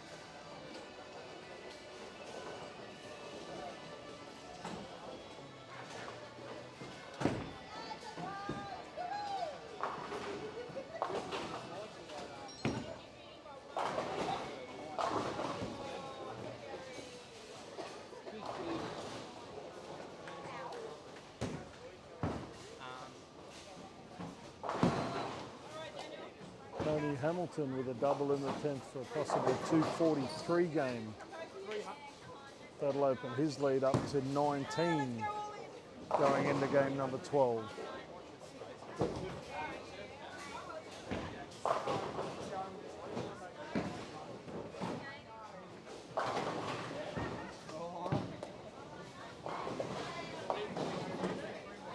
All 3 boys on 21 and 22 have opened up with a turkey.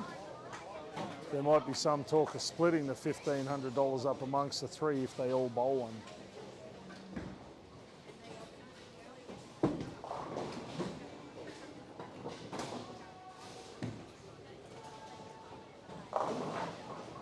Ooh, Josh Morris goes a little bit right, leaving a 7 count. Leaves himself to 358. Sorry, 258.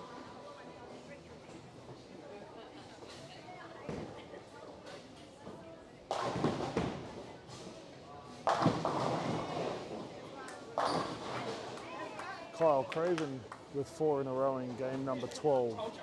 He's still in the hunt for the 1500.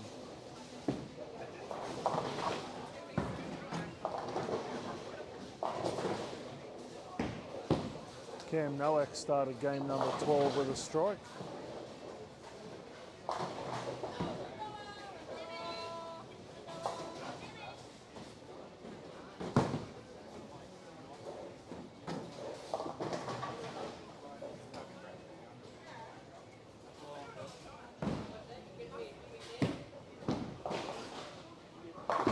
Matt Purser also with the front 4 on lanes 21 and 22. Seen some great pocket bowling under the clutch here from these 3 bowlers.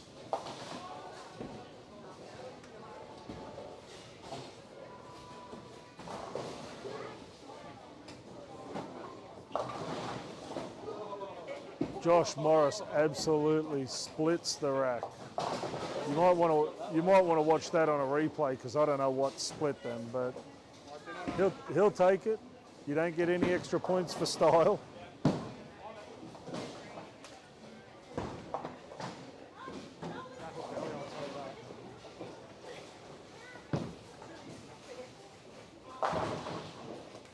Kyle Craven, 5 in a row. He's bled that one a fraction right. Left himself the 1, 2, 8, 10. Matt Purser's got out of that one all right. Oh, unfortunately goes a little bit light for a flat 10. So the $1,500 is still alive till tomorrow.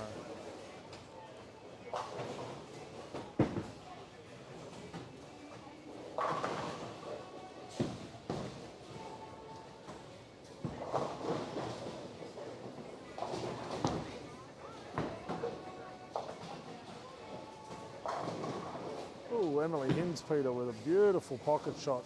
Unfortunately, just fades through the pocket for an 8-pin. Nice spare on lane 22 by Kyle Craven.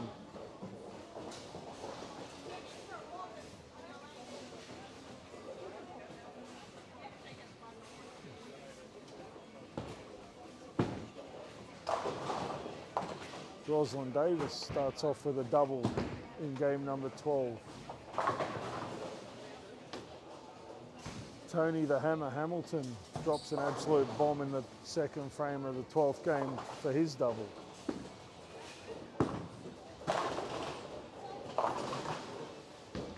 Cam Nowak, 3 in a row for game number 12.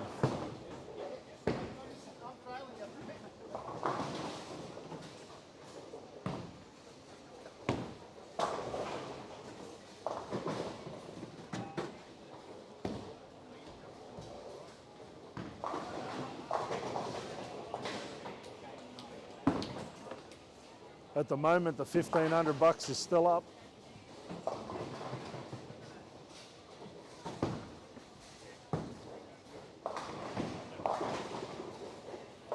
Yeah, it was $1,000, and then Matt from Go Bowling's chipped in another from Townsville has chipped in another $500. So $1,500 for the first 300 game.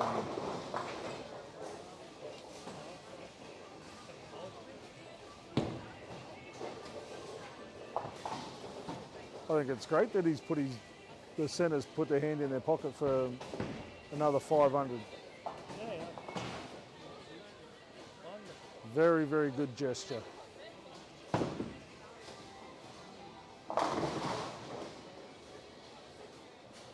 George Falingos is on pace for 235.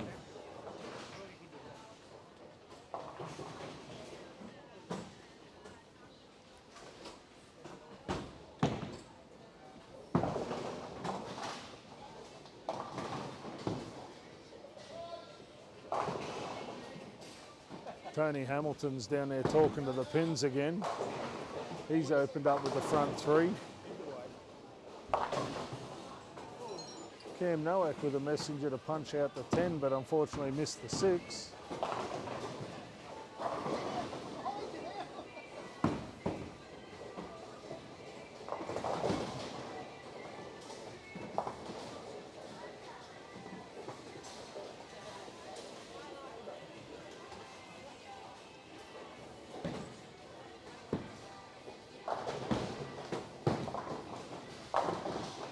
Rosalind Davis, after 3 in a row, goes Brooklyn, leaving herself at 5-9.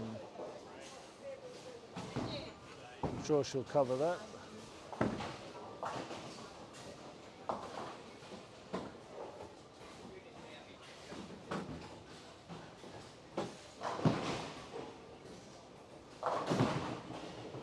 Nice strike in the 8th frame by Kyle Craven. He can strike out for 254. Cohen Davis for a strike in the 9th, keeping his game clean through 9 frames.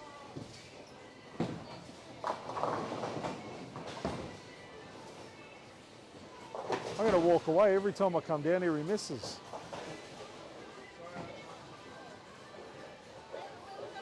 Josh Morris goes a fraction light, leaves himself a 2-8. Tony Hamilton splashed the pocket again for another strike.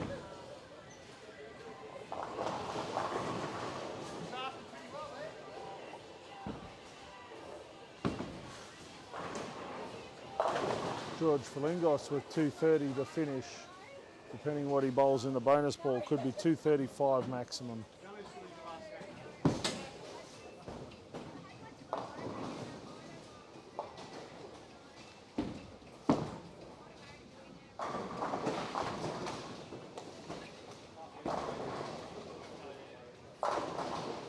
Cam Nowak, after his 9 spare, consolidates it with a strike.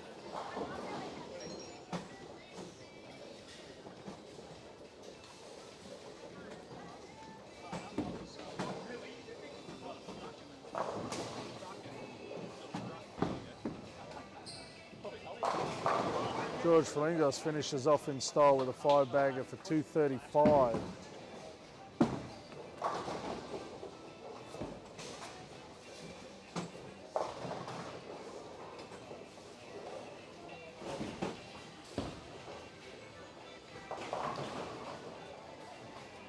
Tony Hamilton up on 17 and 18s, bowling for 5 in a row.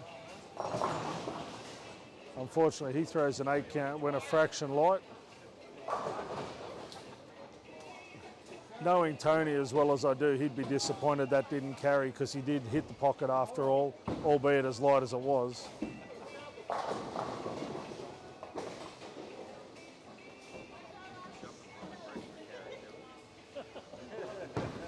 Yeah, bit of a paper bag shot, doesn't carry as good as a plastic bag. Solid spare there by young Tony Hamilton.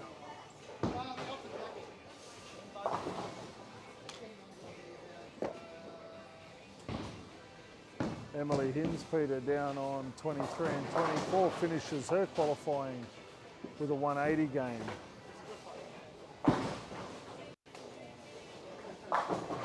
Cohen Davis finishes up with a 178.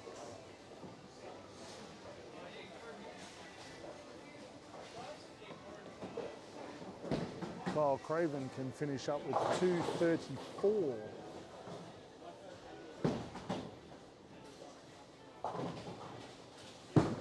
Josh Morris is still on target for 255, and Matthew Purser on 21 and 22 can bowl 279.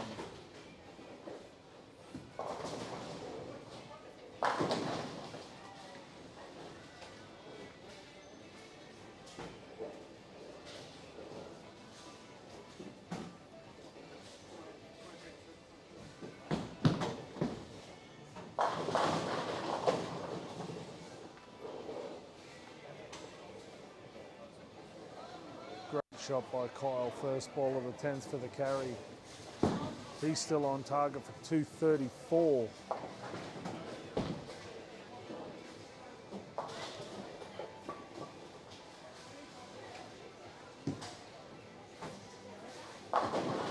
Oh, Josh Morris with a beautiful pocket shot. Absolutely drives the 5 into the 7. He's guaranteed of a 250 game.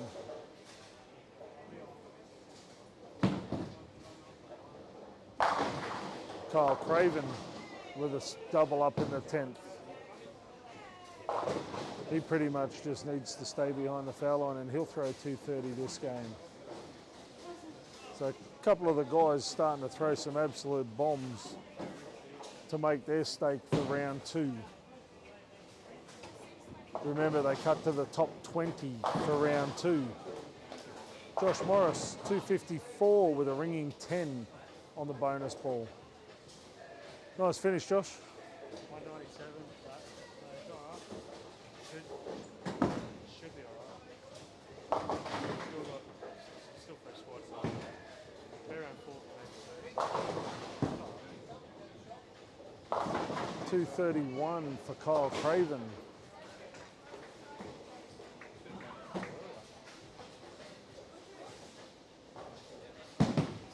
Matt Purser lets rip, first ball of the 10th, splashes the pocket. Oh, unfortunately 7 pin. That's all right, he's on target for 258. 258 will definitely get him up in the mix as well. Tony Hamilton with a 9 spare in frame number 7.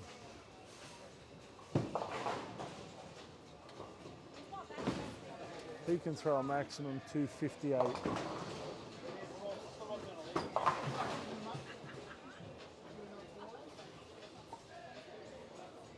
Cam Nowak can throw the back 5 for 257.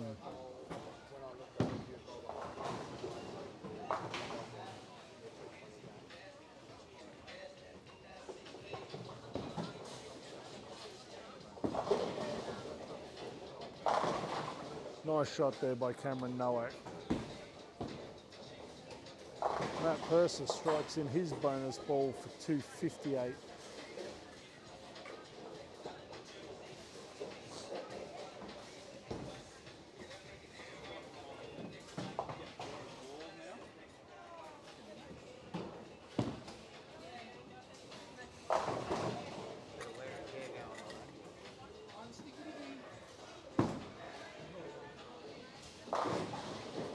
Nice punch 10 there for Tony Hamilton on lane 17.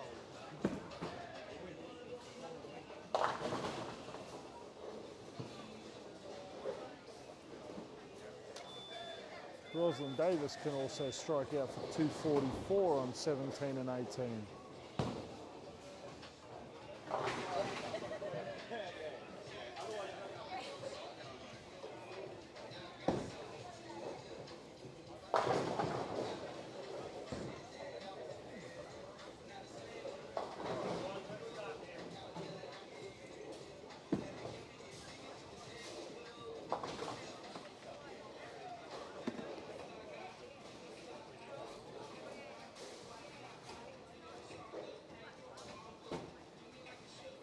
Liam Johnston struggling a little bit this game, throwing a spare in frame number 8.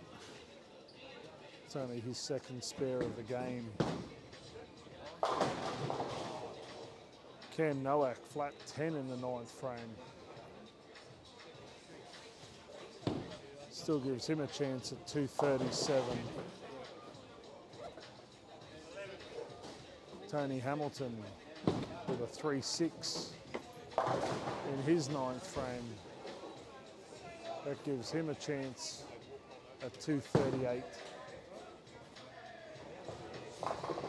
Remember, there's only 19 sticks separating Cam Nowak and Tony Hamilton for the top spot of A squad.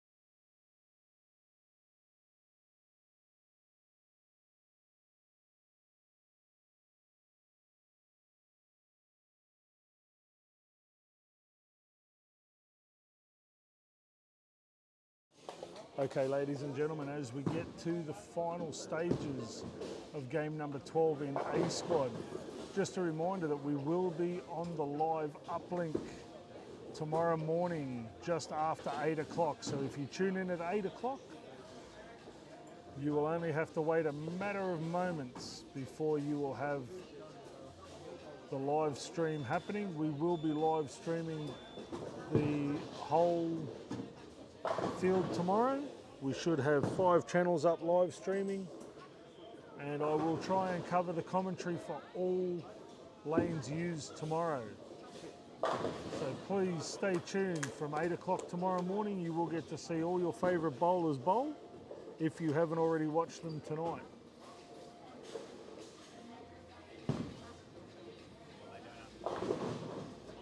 Once again, a final thank you and a shout out to our great sponsors: Campbell's Kitchen Cabinets, Struddy's Sportswear and Apparel, CLS Constructions North Queensland, Hodgkinson Accounting, Wildflower Photography for all their great images that you guys are watching throughout the course of the tournament, the Digimen 10-pin results where you can track all the scores from your favourite player, Townsville 10-pin and Fun Centre, and of course the fantastic people at Lexus of Townsville.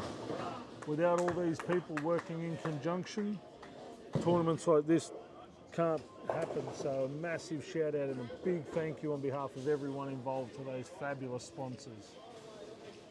Just as we wrap up, Cam Nowak 225 in the last game, Tony Hamilton with a maximum 238, Rosalind Davis with a 221 to finish up.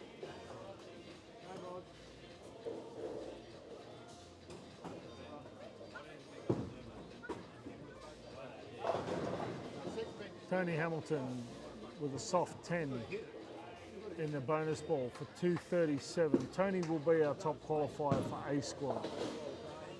Cam Nowak will be our second place finisher.